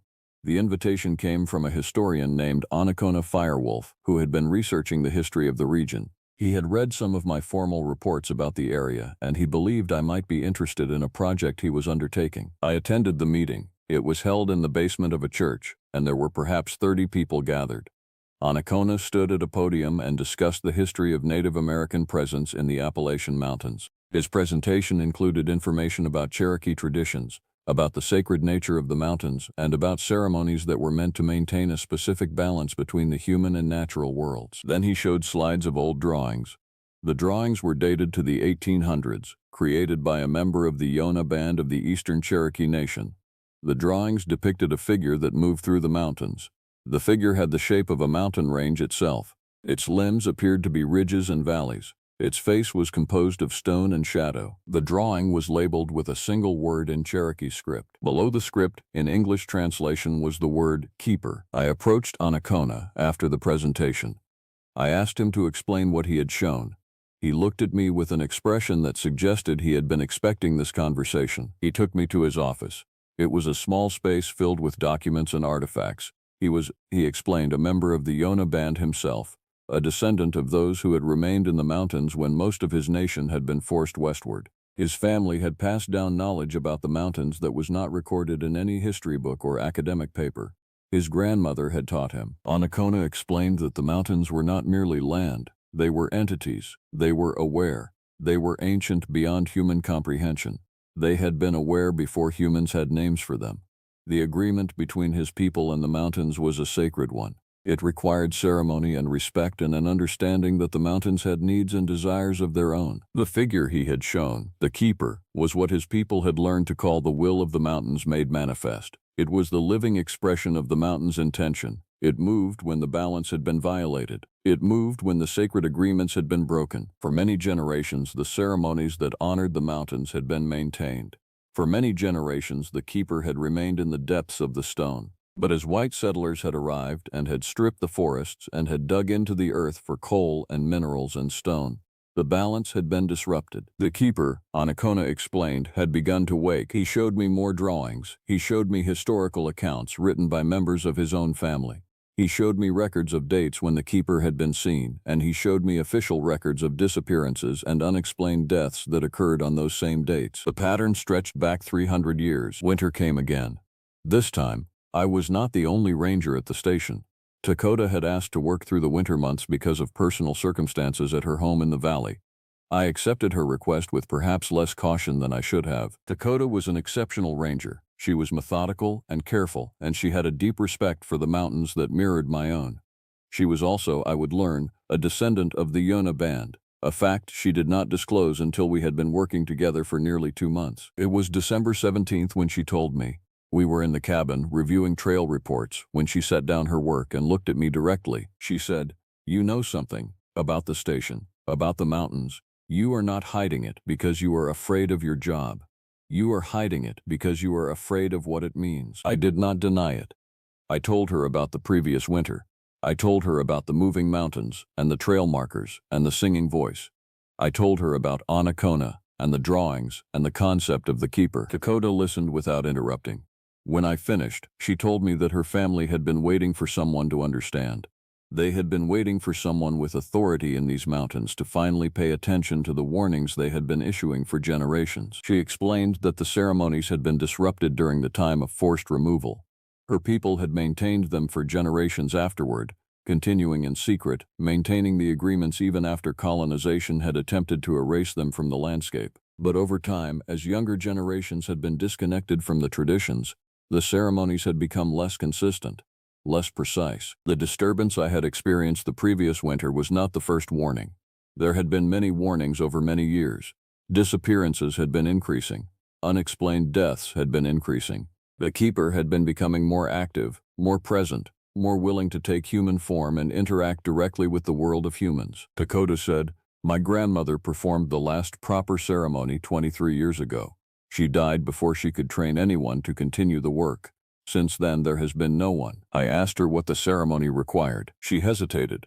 She was clearly wrestling with something, some internal conflict about whether to share sacred knowledge with an outsider. Finally, she said, "It requires a person who understands the language of the mountains. It requires objects that carry spiritual significance. And it requires a willingness to stand between the human world and the other world and negotiate an agreement." I asked her if she could perform the ceremony. "No," she said. "I do not know the words. My grandmother taught me the significance but not the actual performance. I know why the ceremony matters. I do not know how to do it." It was then that I realized the full scope of the danger we were in. The warning signs had been escalating. The keeper was becoming more active, more aggressive, more present in the physical world. And there was no one who knew how to restore the balance. Over the following weeks, Dakota worked with Anacona to research historical records of the ceremonies. They found fragmented descriptions in family journals. They found ritual implements that had been preserved but never fully documented. They found references to specific locations in the mountains where the ceremonies were believed to have been performed. One location appeared repeatedly in the records, a place called the Standing Stones. According to the oldest account, dating from the early 1700s, the Standing Stones were a natural formation of 6 large granite stones arranged in a circle on the ridge line at the top of Yona Peak. They had been used as the primary location for ceremonies that were meant to honor and appease the mountains themselves. The problem was that the Standing Stones no longer appeared on any official map. No modern ranger had reported seeing them. The hiking trails that should have led to Yona Peak seemed to loop away from the summit, directing hikers around the peak rather than to it. Dakota suggested that we try to find them. I should have said no. I should have recognized that we were crossing into territory that was dangerous in ways I could not fully comprehend. I should have understood that some agreements exist because the violation of them carries consequences that are absolute and irreversible. Instead, I agreed. We began planning the expedition during the first week of January. We consulted topographic maps and historical accounts. We prepared equipment. We waited for a period when the weather would be stable enough to attempt a winter ascent of Yonah Peak. The opportunity came on January 18th. The weather forecast predicted clear skies and relatively mild temperatures, mild being a relative term in the mountains during January. We left at dawn. The hike to the peak should have taken approximately 6 hours. We expected to reach the summit by mid-afternoon and return to the station by nightfall. We never reached the summit. We spent the first 4 hours making good progress. The trail was clear, the weather held, and we moved with steady purpose. As we climbed higher, I became aware of a change in the landscape. The vegetation became sparser. The trees became smaller, more twisted. The stone beneath our feet seemed less weathered, as though it was younger somehow, or as though we were moving backward through geological time. At approximately mile 4 on our climb, we encountered the first major obstacle. The trail simply ended. Before us was a vertical rock face, approximately 200 feet high, with no apparent way to proceed. We consulted the topographic map and confirmed that we should be able to continue. We attempted to find an alternate route, but the rock face seemed to extend in both directions. We backtracked and found a separate trail that seemed to offer an alternate route. This trail was not on any map. It was barely visible, marked only by scratches on the rock face that seemed to be deliberate but extremely ancient. We followed this trail. It was significantly more difficult than the main route. It required climbing, scrambling, and at several points we had to use ropes to advance. Progress was slow. As we climbed, I became increasingly aware of the landscape around us. The stones themselves seemed to be changing. They appeared to be arranged with intention. I would periodically see faces in the rock formations, profiles of people, animals, expressions of emotions. I understood intellectually that these were merely the result of erosion and pattern recognition, but the regularity of these features began to feel deliberate. Dakota also seemed to be noticing it. She moved with increasing caution. At one point she stopped and stood motionless for several minutes. I asked her what was wrong. She said, "Do you hear it?" I listened. At first I heard only the wind and the subtle sounds of the mountain itself. Then I became aware of something else. It was a sound like breathing. It was the sound of the mountain breathing. We continued climbing. By the time we reached what we believed to be the summit, it was already dark. We had spent far more time than anticipated on the climb, and we had exhausted much of our planned rest time. According to our calculations, we were close to our goal, but we had lost the daylight needed to explore effectively. We set up camp on a relatively flat area near the peak. We built a small fire. We ate food and attempted to rest. The night was quiet. Too quiet. There was no wind. There was no sound from any animal. There was no sound of any kind except the sound of our own movement and our own breathing. In the morning, we discovered that the landscape had changed again. When we had arrived at our camp location the previous evening, we were surrounded by rock faces and stone formations that were clearly visible in the declining light. When we woke in the morning, those formations were gone. Instead, we were surrounded by forest. But it was not a forest that looked like the forests I knew. The trees were enormous and ancient. The bark on the trees was carved with patterns and symbols. The ground was covered with moss, and with what looked like extremely old stone steps. We did not remember walking through a forest the previous evening. We did not remember the terrain changing in that way. Dakota was frightened. She had been attempting to maintain composure, but the fear was becoming visible in her face and in her voice. She said, "We have entered the other side. We have crossed into the place where the mountains exist as they truly are, not as humans perceive them." I did not fully understand what she meant, but I knew she was right. The landscape around us had a quality that was not quite physical, not quite abstract. It was real, but it was real in a way that did not match human perception of reality. We broke camp. We began attempting to descend. The descent took much longer than it should have. The terrain seemed to reshape itself as we moved through it. Passages that appeared open would become blocked. Areas that looked like dense forest would become open spaces. It was as though the mountain was actively directing our movement, controlling which paths were available to us. At several points, I found myself in locations that I had no memory of reaching. I would be standing in a specific spot with no recollection of how I had arrived there. Dakota reported the same experience. We would check our watches and discover that hours had passed in what had felt like minutes. By the time we reached a landscape that looked even remotely similar to the one we knew, it was dark again. We had been in the mountains for approximately 40 hours. We were exhausted. Our food supply was depleted. Our water supply was nearly gone. We finally descended to a point where we could see the lights of the ranger station through the trees. We made our way toward those lights with the last of our energy. We arrived at the station at 11:43 p.m. We had been missing for 1 day and 17 hours according to all external measurements. According to our watches and our perceptions, we had been missing for much longer. The next morning, Dakota showed me her photographs from the expedition. She had taken pictures throughout the hike, documenting the trail and the landscape and the conditions. The photographs showed something that made no sense. In the first photographs, taken during the early part of the hike, the landscape appeared normal. As we progressed up the mountain, the photographs became increasingly abstract. Rock formations began to contain symbols and faces. The trees began to appear humanoid in shape. The sky in the photographs began to show colors that did not correspond to actual colors. By the final photographs, before we became lost, the images were barely comprehensible. They showed spaces that seemed to exist in multiple dimensions simultaneously. They showed stone formations that could not exist in physical space.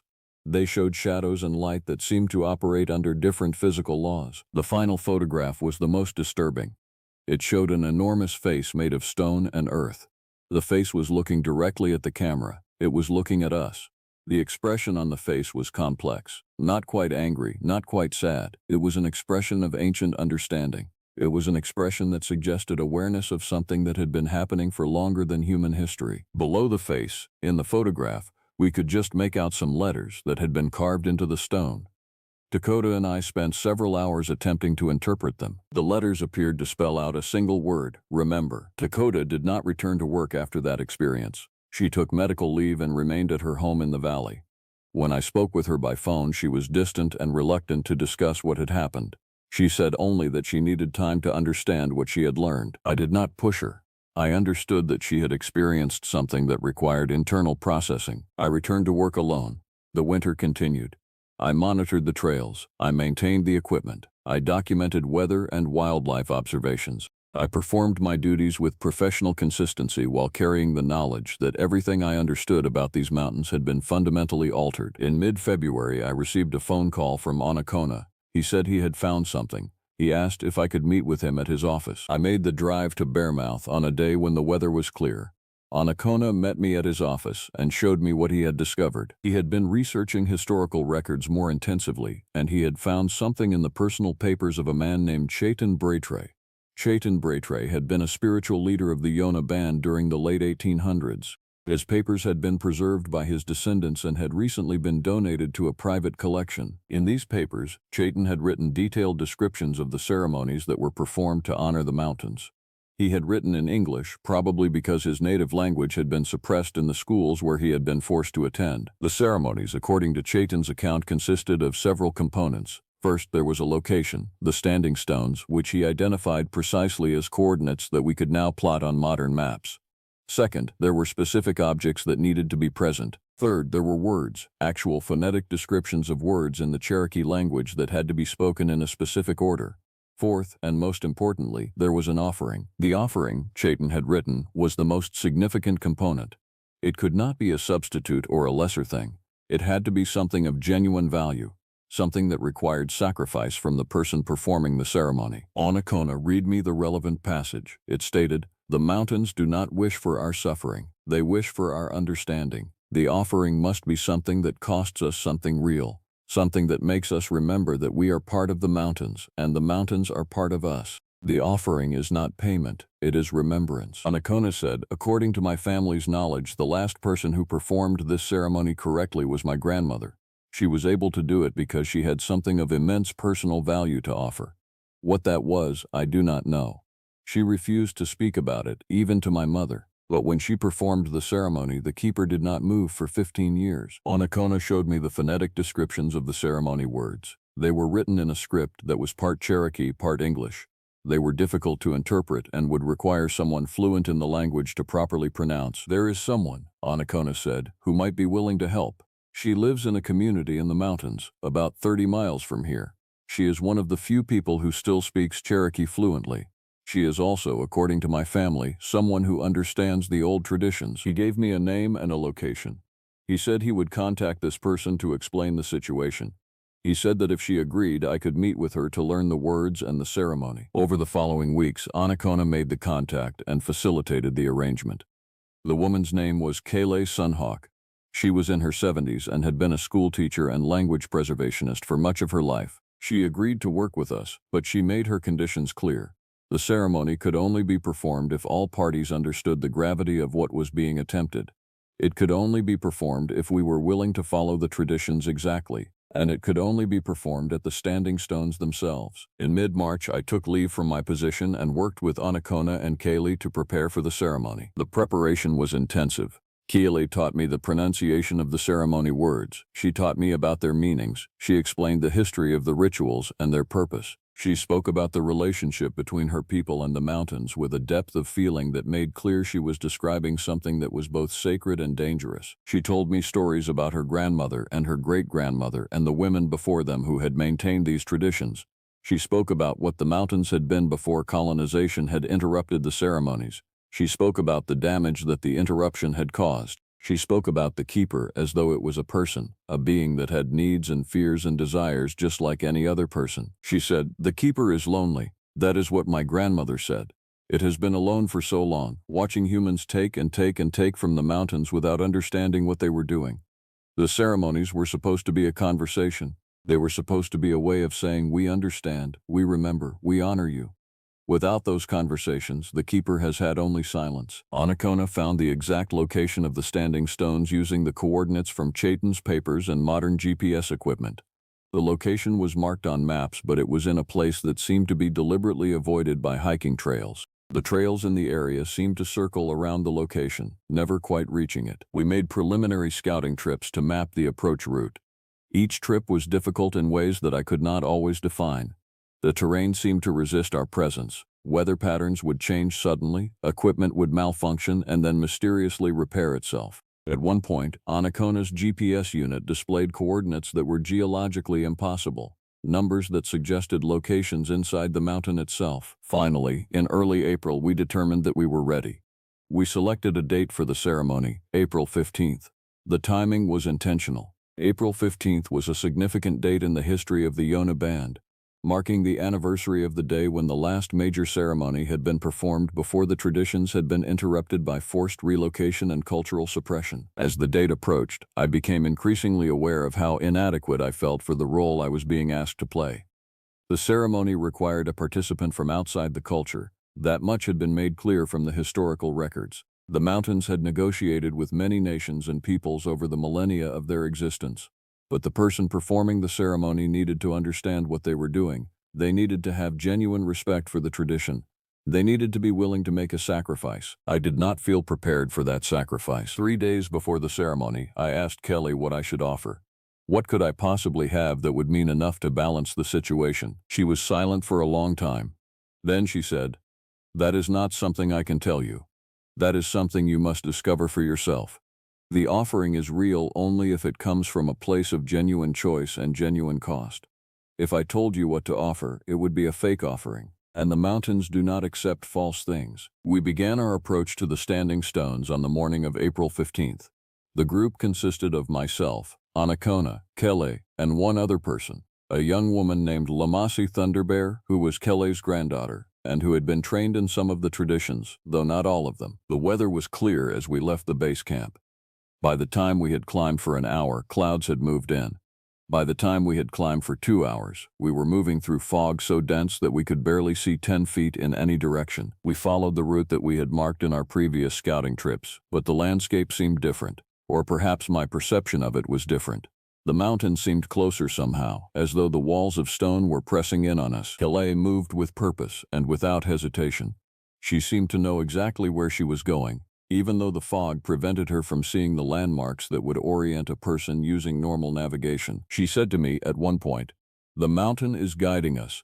If you have the right intention, it will show you the way." After approximately 4 hours of hiking, the fog suddenly cleared. We were standing on a ridgeline. Before us were 6 enormous stones arranged in a perfect circle, the standing stones. They were much larger than I had anticipated. Each stone stood approximately 20 feet high. They were made of granite that appeared to be older and different in character from the stone around it. The surface of each stone was marked with patterns and symbols. Some of the symbols I recognized from the photographs that had been shown to me. Some were entirely unfamiliar. The clearing around the stones was completely circular. No trees grew within the circle. The grass around the stones was perfectly smooth, as though it had been maintained deliberately for centuries. The space had an energy that was physical and palpable. Standing in that clearing felt like standing inside something, a space that was defined not just by physical boundaries but by intention and purpose and will. Kaylee approached the center of the circle. She walked slowly and with visible respect. When she reached the center, she knelt down and placed her hand on the earth. She remained there for several minutes without moving. When she stood again, she had tears on her face. She said, "It is here. The presence is very strong. The mountain is very close." Anakona brought out the items that we had prepared for the ceremony. There was a small bowl made of clay that had been created specifically for this purpose. There were various herbs and objects that Kelly had identified as significant. There were tobacco and water and corn. There were small objects made of stone and bone that had been preserved from earlier generations of ceremony keepers. Kile arranged these items in the center of the circle. She explained that we would begin the ceremony as the sun reached its highest point. The ceremony would last until sunset. We would not eat or drink during that time. We would not speak except in response to Kile's instructions, or to speak the ceremony words when instructed. As the appointed time approached, the temperature seemed to drop. The sky, which had been clear when we arrived, began to cloud over. But the clouds were unusual. They were moving in patterns that did not correspond to the wind patterns. They were moving in spirals that centered on the location where we stood. Kaylee began the ceremony by speaking in Cherokee. Her voice was strong despite her age. She was speaking to the mountain. She was speaking to the keeper. She was speaking words of greeting and respect, an acknowledgement of the long time that had passed since the last ceremony. The words had a music to them, even though the language was unfamiliar to me. They had a rhythm that seemed to resonate with the landscape itself. It was as though the mountain was responding to the words, echoing them back in ways that were not quite sound but almost. Then Kaylee indicated that I should step forward. I moved to the center of the circle where the objects of the ceremony had been arranged. My heart was moving at an accelerated pace. My hands were trembling. Kaylee instructed me to speak the words that I had been taught. The words were difficult to pronounce. They seemed to require sounds that English did not use. But I had practiced them extensively, and I did my best to reproduce what Kaylee had taught me. The words translated approximately as, "I am here on behalf of those who have forgotten. I am here on behalf of those who have taken without acknowledgement. I am here to remember. I am here to renew the agreement between the human world and the world of the mountains." As I spoke the words, I became aware that something was changing in the space around us. The standing stones themselves seemed to be becoming more visible, or perhaps more present. The light around them was shifting. The symbols carved into their surfaces seemed to be glowing faintly. The temperature continued to drop. My breath became visible. Frost began to form on the grass around us. Kaylee spoke again in Cherokee. She was asking the keeper to accept our presence and our intentions. She was asking for forgiveness for the interruption of the ceremonies. She was asking for the balance to be restored. And then Kaylee indicated that it was time for the offering. This was the moment that I had been dreading. The moment when I had to make a real sacrifice. The moment when I had to offer something of genuine personal value. I had thought long and hard about what that should be. I had considered many things. In the end, I had determined what it would be. I withdrew from my pack a worn leather journal. It was my personal field journal, the one in which I had written observations and thoughts for 17 years. It contained my interpretations of the landscape.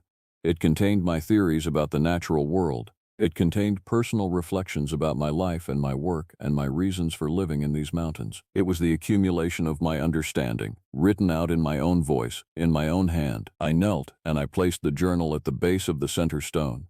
I spoke the words that Kaylee had taught me. I offer that which contains my understanding. I offer that which is the record of my attention to this place. I offer that which makes me who I am, so that the mountains may know they are seen and remembered and valued. For a moment, nothing happened. Then the earth beneath us began to move. It was not an earthquake in the conventional sense. It was more like a shudder, as though something vast had drawn in a breath. The standing stones began to emit a low sound, a vibration that seemed to come from inside the stone itself, from the deep places where the mountains had their consciousness. The sky above us began to change. The clouds that had been moving in spiral patterns began to move more rapidly. They began to take shapes, shapes of mountains, shapes of faces, shapes that seemed to correspond to the landscape below us. And then I saw it, the keeper. It rose from the mountain itself. It was made of stone and cloud and shadow. Its form was the form of a mountain range given mobility and intention. Its limbs were ridges and peaks and valleys. Its face was composed of cliff faces and shadow, and something that might have been eyes. It was immense. It towered above the standing stones. It was both beautiful and terrifying in a way that transcended normal aesthetic categories. Looking at it required expanding my perception of what was possible. The keeper looked down at us. It looked at the journal that I had offered. It looked at Kale, at Anacona, at Lamasi. Then it bent down, and it picked up the journal. The moment it touched the journal, the pages began to change. They began to glow with light. The words I had written were becoming visible from the inside, like the pages were being illuminated from within. The light spread through the entire journal until the whole object was glowing with a warm, golden light. The keeper held the glowing journal for a long moment. Then it raised the journal above its head. The sky split open. That is the only way I can describe it. The clouds that had been overhead simply split apart, revealing a space beyond them that was not the normal sky. It was a space that seemed to be made of light and clarity and infinite depth. The keeper threw the journal into that space. The journal rose through the air, carried by some force that was not wind. It rose until it was silhouetted against the brilliant light. Then it began to disintegrate. The pages separated from the binding. The words that had been written on the pages became visible as streaks of light. Each word seemed to scatter into particles of illumination that spread outward and upward and inward, filling the space beyond the sky. The keeper watched as my 17 years of observations, my personal understanding, my accumulated knowledge of this place became transformed into something that was no longer mine but was instead part of something larger. Then the sky closed. The clouds came back together. The light faded. The keeper began to descend back into the mountain, but before it disappeared completely, it made a sound. It was a sound like thunder, but it had language embedded in it. It had meaning. Even though the keeper did not speak in a language that I could comprehend, I understood what it was saying. It was saying thank you. It was saying that the agreement was renewed. It was saying that the conversations would continue, and that as long as they continued, the balance would be maintained. Then the keeper was gone. The standing stones became silent. The symbols on their surfaces stopped glowing. The ground ceased to vibrate. The air became warmer. The clouds above us returned to normal patterns of movement. We stood in the clearing for a long time without moving. None of us were crying, though I think we all had tears. None of us were speaking, though I think we all had words that we wanted to say. Finally, Calais stood and helped me to my feet. She said, "The ceremony is complete. The offering has been accepted. The mountain is at peace, for now." We left the standing stones in the late afternoon light. The descent was as difficult as the ascent, but the terrain seemed less resistant this time. The mountain seemed to be allowing us passage without obstruction. By the time we reached the base camp, it was fully dark. We sat in silence around the fire that Lamasi had prepared. We ate food. We drank water. We did not speak about what we had witnessed. In the morning, we began the final leg of the hike back to the ranger station. I did not return to my full ranger duties immediately after the ceremony. Anacona helped me arrange for an extended medical leave. Officially, my records would note stress-related exhaustion. In truth, I needed time to process what had happened and to grieve the loss of something that had become part of my identity. The journal that I had offered was the accumulation of 17 years of my life. It had contained observations about wildlife and weather patterns, but it had also contained personal thoughts about why I had chosen to live in these mountains. It had contained my philosophies and my fears and my hopes. Losing it to the keeper meant losing a tangible record of those years, but I understand why it had to be the offering. The mountains had asked for something that represented my attention to them. They had asked for the specific record of how I had seen them, understood them, valued them over the course of many years. That was a genuine sacrifice. That was something that had cost me something real. During my leave, I lived in a small cabin in the valley. I attempted to return to normal life. It did not work well. I had learned too much. I knew too much.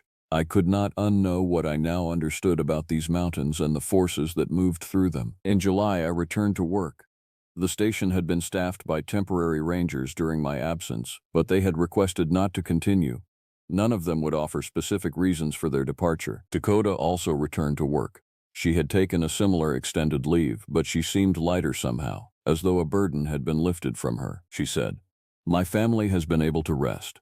Now that the ceremony has been performed, they can rest. I received word that the ceremonies will continue. There are people who have committed to learning the traditions and maintaining them. My cousin has agreed to work with Kelly. Others are stepping forward. The mountains seemed different after that. Or perhaps I perceived them differently. The unusual phenomena that had been occurring, the moving trail markers, the shifting trail routes, the equipment malfunctions, all of these seemed to cease. The station continued to operate smoothly. Rangers who rotated through the position completed their assignments without incident. The trails remained stable. The landscape seemed settled. But I became aware of something else.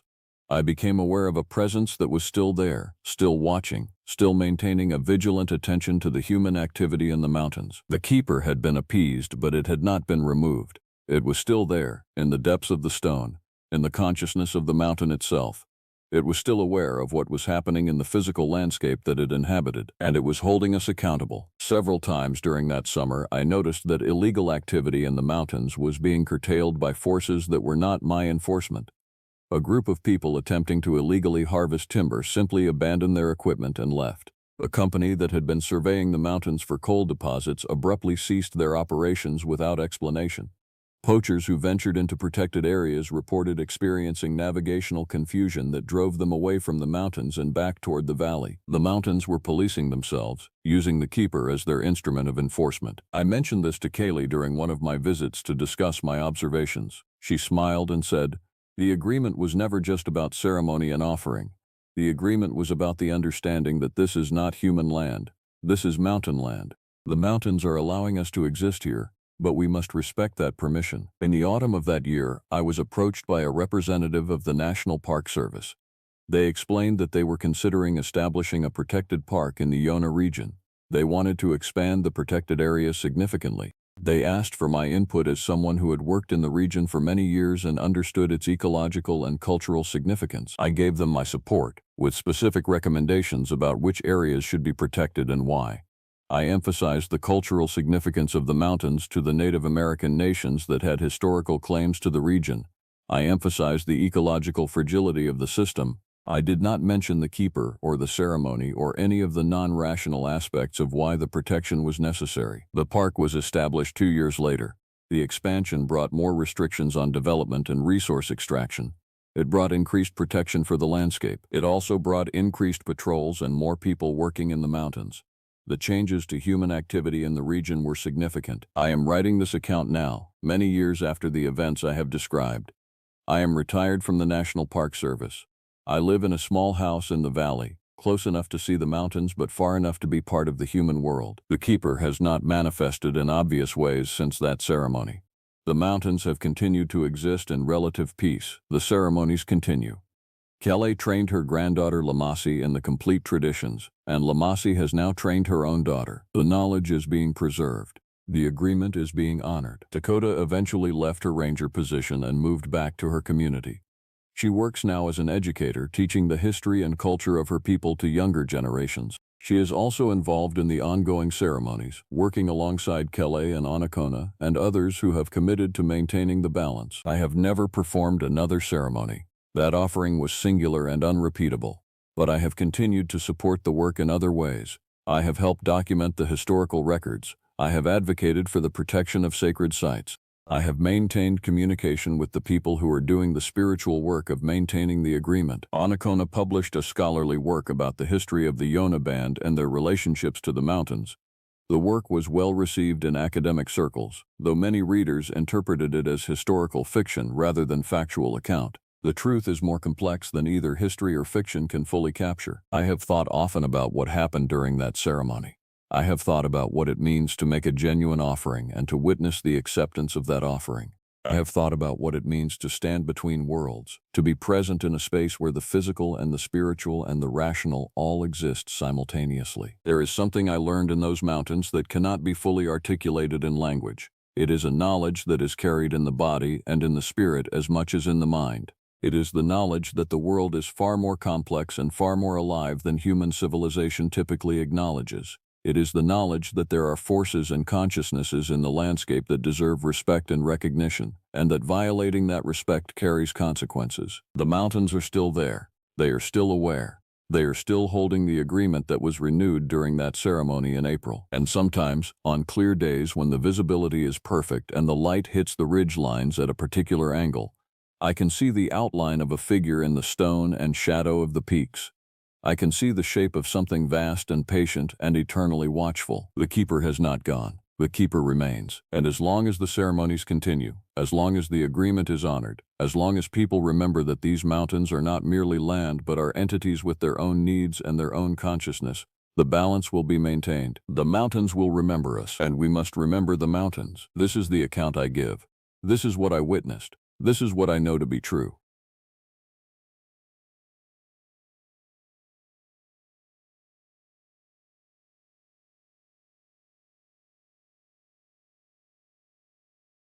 My name is not important. What matters is what I have seen in these mountains, in these waters, in the places where the old blood still runs. I have been a ranger in the Appalachian region for 17 years. I have walked every trail, mapped every creek bed, documented every stone arrangement left by the people who understood this land before it had a name. And I can tell you with absolute certainty, there are places in Fangmalia where humans were never meant to go. This is what I know. This is what I witnessed. And this is why I am writing it down. The spring morning broke clear over the Appalachian valleys, and I was conducting my standard perimeter survey of the Fangmalia region. The waters here run strange, not strange in a way that would concern a casual observer. The water looks normal enough at the surface, clear and cold, reflecting the surrounding ridges perfectly. But if you have spent enough time in these mountains, if you have truly paid attention to them, you begin to notice patterns. Subtle ones. I had been assigned to the Fangmalaya sector 3 months prior. Routine posting. The park management wanted a thorough inventory of the historical sites, particularly those related to indigenous settlement. The Cherokee people, the Chickasaw, the Creek nations. This land was not empty before the settlers came. It was not uninhabited. It was, in the language of the older people, reserved. My first week, I found the standing stones. They were arranged in a pattern that no natural erosion could explain. 7 stones in a semicircle, positioned on the eastern bank of Fangmalia Creek, each one facing inward. The stones themselves were not indigenous to the region. They were quartzite, dark and heavy, and they bore no weathering marks consistent with exposure to centuries of mountain weather. Yet the earth around them was deeply settled, compressed, as if they had been there for generations. I documented them. Photographs, measurements, coordinates. The regional cultural liaison, a man named Bodaway Ironwood, came out to examine them 2 weeks later. Bodaway was half Cherokee, half Tsalagi heritage, and he carried himself with the careful precision of someone who had learned to translate between worlds. When he saw the standing stones, he stopped walking. "How long have these been exposed?" he asked. "I am not certain," I said. "The park inventory does not reference them. They were likely covered until a recent erosion event revealed them." Bodaway knelt beside the nearest stone. He did not touch it. He simply looked at it for a long time. When he stood again, his expression had changed into something I could not quite read. "You need to understand something," he said. "These are not monuments. These are boundaries. The Cherokee people, the Tsalagi, we marked certain places as forbidden. Not forbidden because they were dangerous or unstable. Forbidden because the land itself had spoken. Because something was already there." I asked him what he meant. "There is a concept," Bodaway continued, "that exists in the oldest stories. Not the stories the Europeans heard, but the older ones. The stories told by the fire, generation to generation, to explain why certain valleys should not be entered, why certain creeks should not be followed past certain points. Fangmalia is one of those names. It means the place where the water remembers, the place where the surface of things is very thin." I told him that sounded like mythology. Interesting, culturally significant, but mythology. He looked at me with an expression I came to understand much later as pity. "Keep those stones marked," he said. "Do not let anyone cross that boundary. And do not, under any circumstances, go into the water after sunset." I marked the stones on my official map with a cultural resource notation. I filed a report with cultural significance. The park administrators acknowledged it and moved on to other matters. Administrative acknowledgement is not the same as understanding, and it is certainly not the same as heeding. The problem began in mid-April, approximately 2 weeks after Bodaway's warning. I was conducting my evening rounds along the main trail when I encountered Hiawassee Redbird. She was a woman in her middle years, dressed in hiking gear that had seen better days, and she was standing on the bank of Fangmalia Creek at a point approximately 3 miles north of the Standing Stones boundary. She was staring into the water. I approached her and asked if she required assistance. "I lost my husband," she said without turning to face me. "I need to find him." I activated my radio and began the standard lost person protocol. I asked her when she had last seen her husband, where they had been hiking, whether he had any medical conditions or injuries. These are the questions you ask. These are the procedures that exist to handle wilderness emergencies. She did not answer my questions. She only stared into the water. My husband crossed the boundary, she said finally. He did not understand about the boundary. I told him not to go beyond the stones, but he laughed. He said that was nonsense. He said that old stories are not warnings, they are just stories. I felt a cold sensation move down the back of my neck. Which stones? I asked. She turned to look at me then, and her eyes were completely still. The ones that mark the far side, she said. The ones that show you where the water ends and the something else begins. I told her that I would help her, that help was coming. I called for additional rangers and emergency services, but I also, very carefully, took Hiawassee back along the trail, away from the creek, away from the boundary. It took 3 days to find her husband. They found his body in Fangmalia Creek, approximately 4 miles south of where Hiawassee had been standing. His name was Pocatello Firewalker. He was 43 years old. The water had him, and the water did not want to let him go. It took the rescue divers nearly 2 hours to recover the body, and when they did, the divers reported something unusual in their official statement. They said the water had changed where the body was located. It had become thick somehow, heavier. The visibility, which should have been adequate for the time of day, was reduced to nearly nothing, and more than one diver reported feeling a distinct pulling sensation from deeper in the creek, as if something beneath the surface was trying to draw them down. The official cause of death was drowning. The examination showed that Pocatello had inhaled water, that his lungs were filled with creek water, that there was no evidence of trauma or foul play. The fact that he had been found with strange markings on his shoulders was noted but ultimately attributed to post-mortem contact with rocks and debris as the current moved the body downstream. I did not mention the boundary to the investigators. I did not mention Bodaway Ironwood's warning or the standing stones or any of the other details that would have sounded inexplicable in an official context.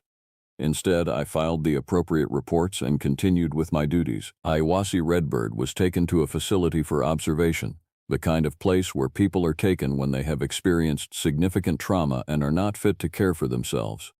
I spoke with her once more before she was transported. I asked her what had happened, what she had seen. "I cannot enter the water," she said, and her voice was not her own. It was older than her voice, layered with something else.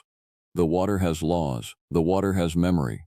My husband broke the law of the boundary, and so the boundary broke him in return." I told myself that she was in shock, that trauma can alter perception, that grief can transform the mind in profound ways.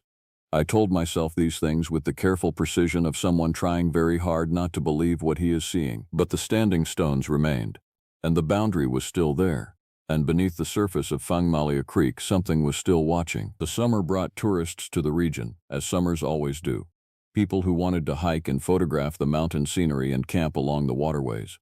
People who did not know about boundaries, or standing stones, or the old warnings that echoed in the landscape itself. The park management was pleased with the increased revenue. The seasonal rangers were brought in to assist with trail maintenance and visitor safety.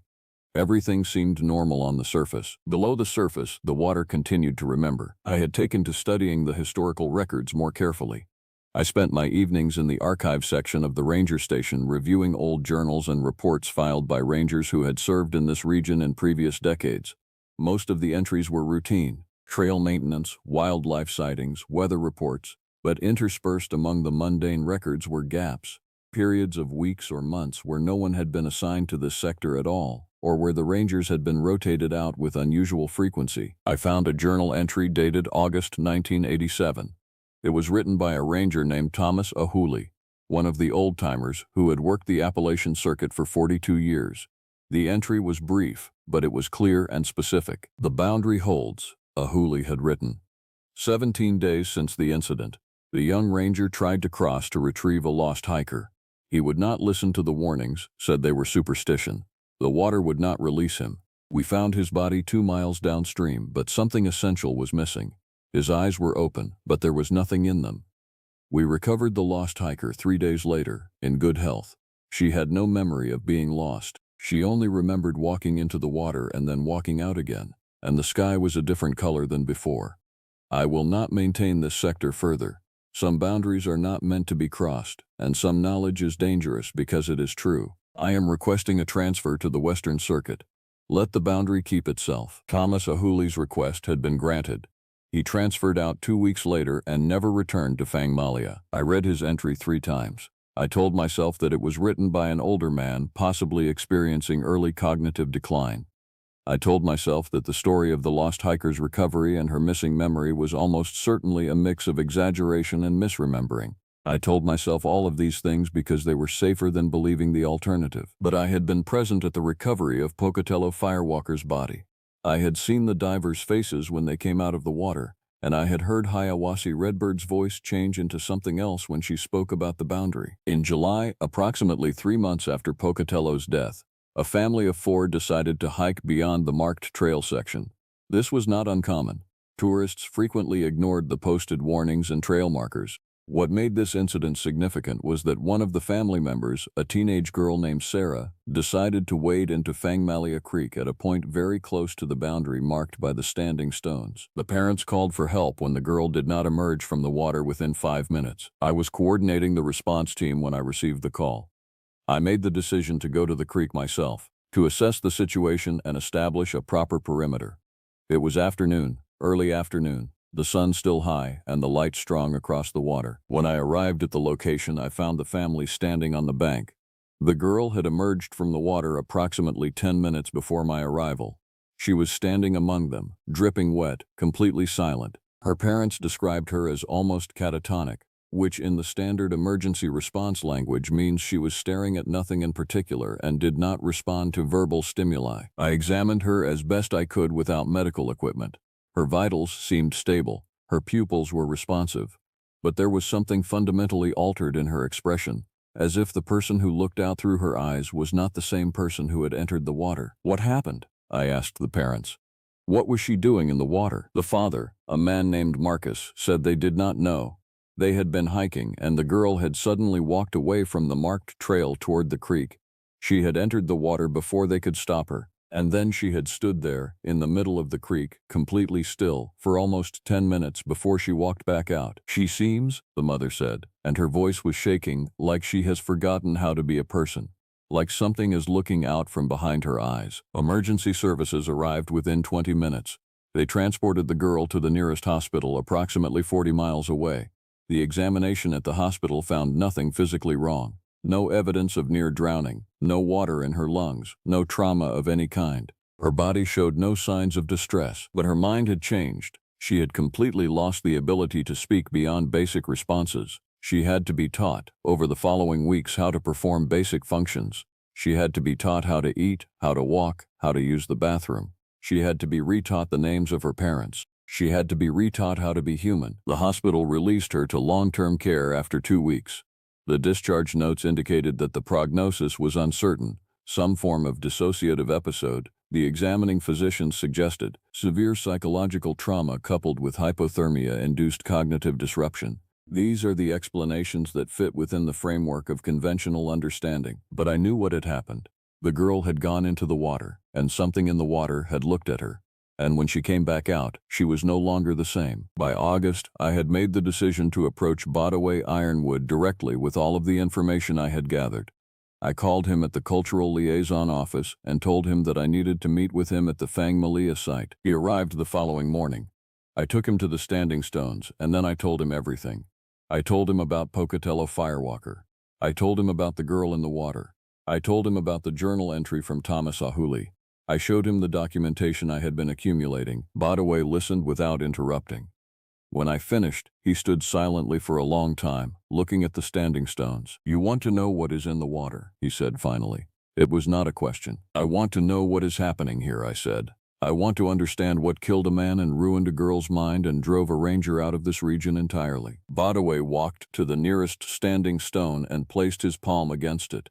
The stone was cold even in the summer heat. "The boundary," he said, "was not created by the Cherokee or the Creek or any of the tribes that lived in these mountains. It was created by something that was already here when they arrived, something that made its nature known, and the tribes responded by marking the boundary, by codifying the warning in stone and story.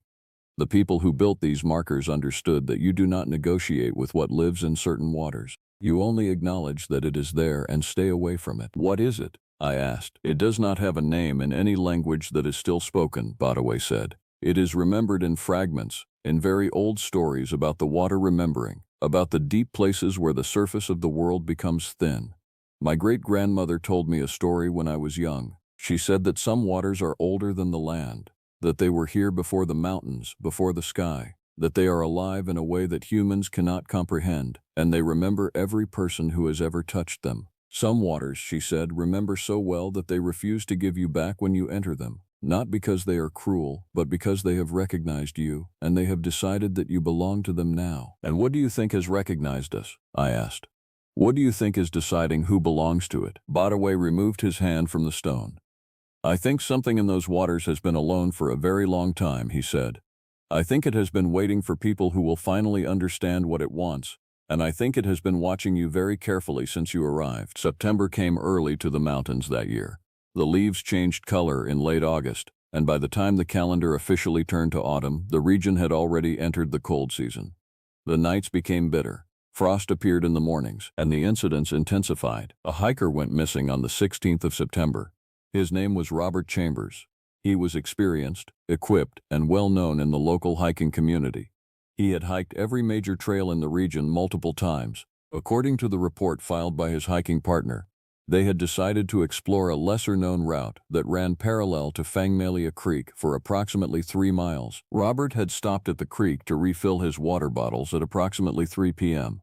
He told his partner that he wanted to wade a short distance upstream to get water that was fresher, less disturbed. His partner said he would wait on the bank. Robert never returned. The search operation was extensive. We brought in dogs, brought in additional rangers, brought in county emergency services. We searched the creek for 6 miles in both directions. We found nothing. No body, no equipment, no trace of Robert Chambers at all. The most disturbing aspect of the search was what the dogs did. The search dogs would follow Robert's scent to the water's edge and then stop. They would not enter the water. They would not go beyond the boundary marked by the standing stones. No matter how much the handlers encouraged them, no matter what incentives were offered, the dogs refused to cross that line. One of the handlers, a man who had worked search and rescue for 23 years, told me that he had never seen dogs behave that way. He said that even dogs trained to find cadavers in water would not approach this particular section of creek. He said there was something about the place that triggered a primal fear response in the animals. I did not explain to him what I believed about that place. I simply filed the report and continued searching through channels that would not involve disturbing the boundary. Robert Chambers was never found. 3 days after Robert Chambers went missing, I received a visitor at the ranger station. She was a woman I had never seen before. She was walking, carrying a pack, and wearing clothes that seemed unfamiliar with the landscape. Her name was Eleanor Shaw, she told me, and she had come to the region specifically to speak with the ranger assigned to the Fangmalia sector. How did you know I was here? I asked. I was told to come, she said. I was told to come by someone I knew very well, someone I lost many years ago. She came to me in a dream and told me that the ranger in Fangmalia needed to understand something. She told me that the boundary was weakening. I told her that I did not understand what she meant. Eleanor sat down in my office without being invited. She seemed to understand the place intimately, though she had certainly never been here before. I lost my sister in 1964, she said. Her name was Margaret Shaw. We were camping with friends near this creek. She went for a walk to get water. She never came back. We searched for days. We found nothing. After a week, they called off the search and declared her missing and presumed dead. It was the hardest thing my family ever experienced. I listened carefully, though I was beginning to understand where this narrative was going. 3 days ago, Eleanor continued, she came to me. Not as a ghost exactly, more like a presence that had learned how to speak. She told me that she was still in the water, that she had been in the water for 60 years, and she told me that the water's memory is becoming strained, that it is holding so many people now that the surface is starting to crack.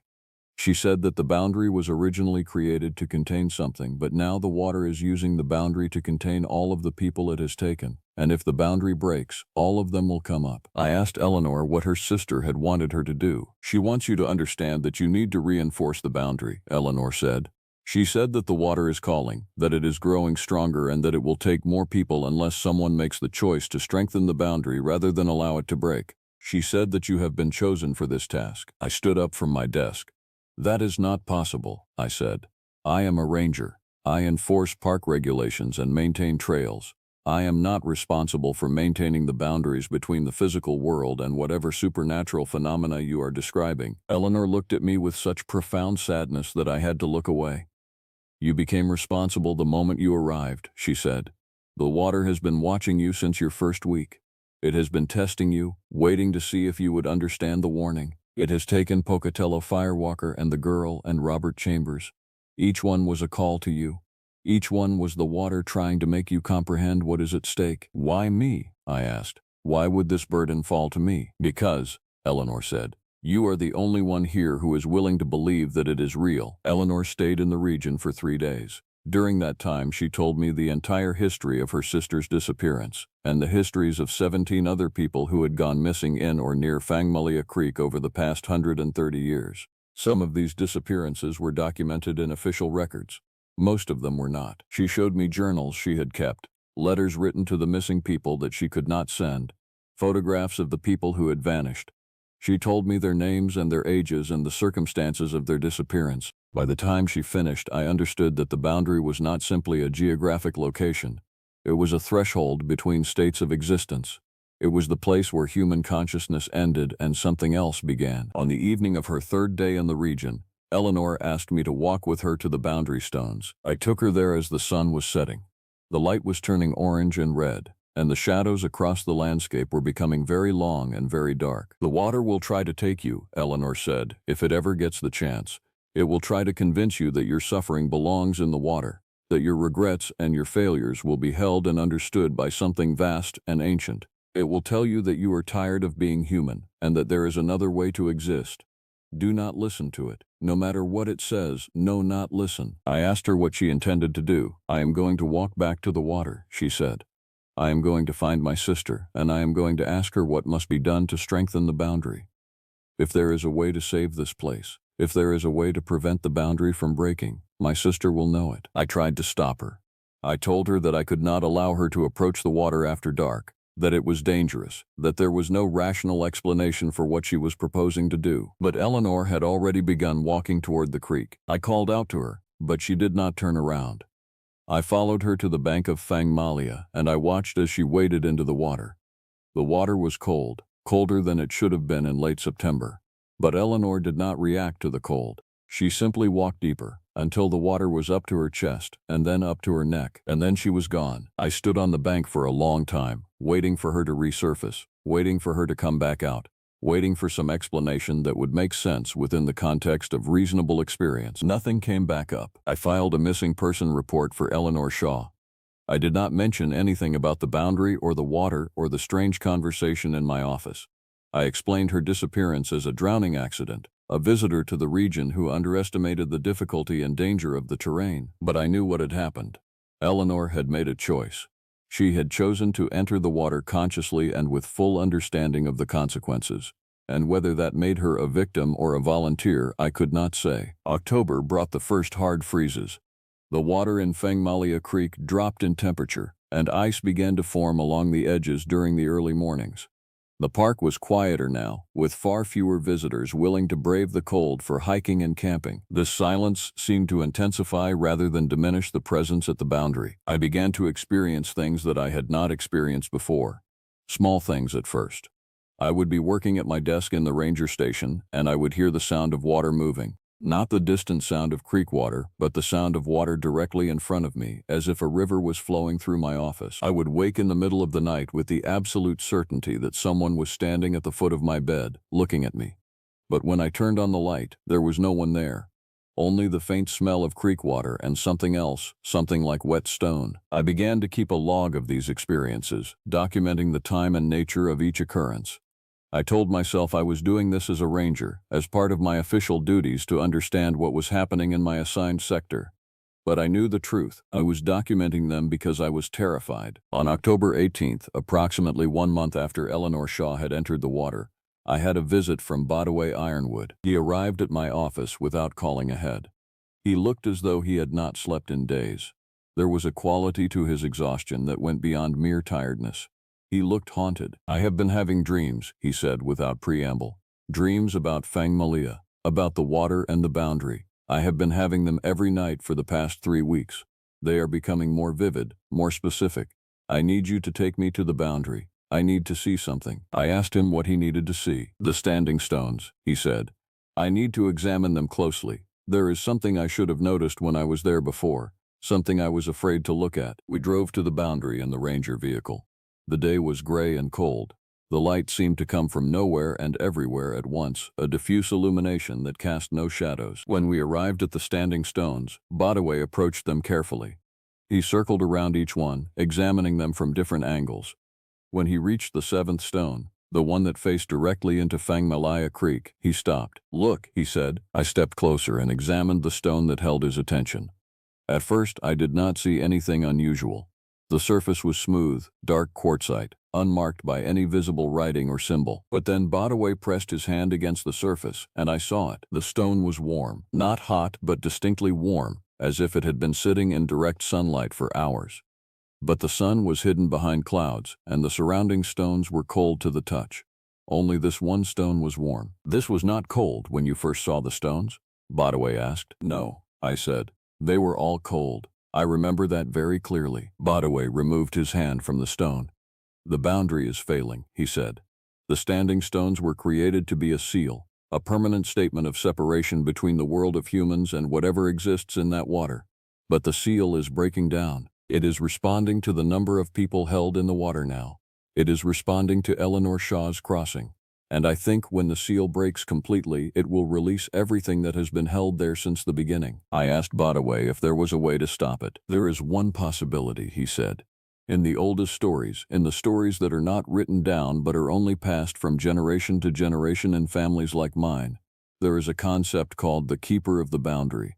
Every boundary requires a keeper, someone who stands between the two states and maintains the seal through the force of their presence.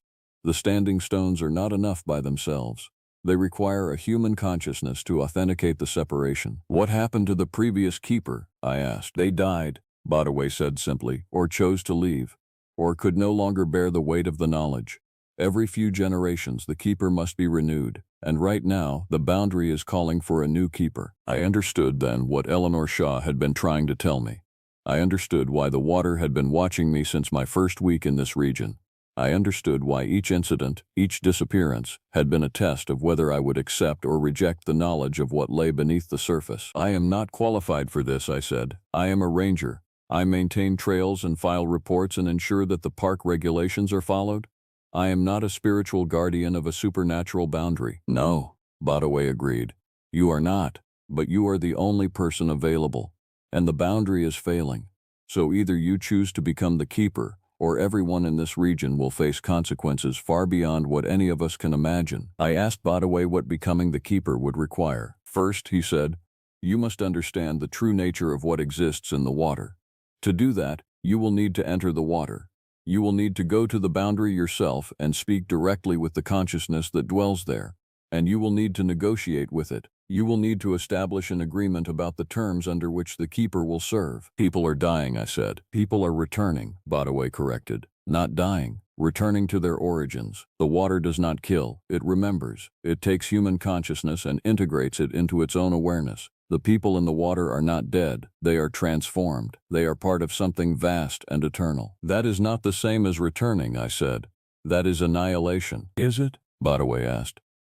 My great-grandmother asked me once whether I thought individual consciousness was more valuable than being part of something infinite. She asked me whether being myself was worth the pain of isolation, or whether I would prefer to be part of a whole that understood and held everything I had ever experienced.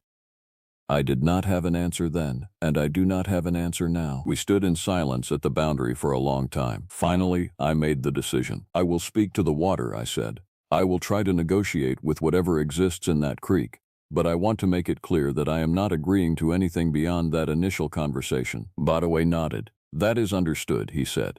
But I want you to know that once you cross the boundary, you will understand things about yourself and about this world that you have been protected from knowing until now. And that knowledge will change you in ways that cannot be reversed. The sun was setting when I decided to approach the water. Badaway had left the region that afternoon, but not before giving me a journal that had belonged to his great-grandmother. It was written in a mix of English and Salagi language, and it contained the only surviving account of a keeper who had successfully negotiated with the boundary consciousness. Reading it, I understood that what I was about to attempt had been attempted before, and that it was possible, though not certain, to establish a functional agreement. The journal described the process. The keeper must enter the water voluntarily. The keeper must be willing to drown, to relinquish the physical body, to give the consciousness over to the vast intelligence that dwelt beneath the surface. In that moment of surrender, when the ordinary human consciousness was dissolving into something larger, the keeper would be able to communicate. The journal also described what happened next. If the negotiation was successful, if the keeper and the boundary consciousness reached an agreement, then the keeper would be returned to the body. The consciousness would be split. Part of it would remain in the body, living a normal life, performing normal ranger duties, but part of it would remain in the water, permanently merged with the boundary consciousness, serving as the anchor point of the seal. It would be, in effect, a form of living death, or a living transcendence. The journal did not make entirely clear which. I dressed warmly and walked to the boundary as darkness was falling. The standing stones were barely visible against the darkening sky. The water looked black in the gathering night, not reflecting anything, simply existing as a presence of absence. I waded into Fangmalia Creek. The water was cold beyond anything I had experienced. It was the kind of cold that is not simply the absence of warmth, but the presence of something other. It burned as I entered it. My legs ached with the intensity of the cold, and my breath came in gasps as the water rose to my chest. I did not stop. I continued walking deeper, and the water continued to rise until it was at my neck and then above my head. I had expected to feel the panic response, the instinct to gasp and struggle. But there was no panic. Instead, there was a sense of gradual dissolution. My thoughts began to separate from each other. My sense of individual identity began to fragment. I was becoming less distinct, more part of the surrounding environment. And then I felt it. The presence in the water was enormous. It was not what I had feared. It was not a creature or a thing or a monster. It was a consciousness so vast and so ancient that my human mind could barely perceive the edges of it. It was like floating in an infinite ocean of awareness. It was like being inside a mind that had been thinking the same thoughts for 10,000 years, and it was aware of me. The sensation of being perceived was overwhelming. The boundary consciousness saw me not as I saw myself, but as a pattern of energy and thought and memory.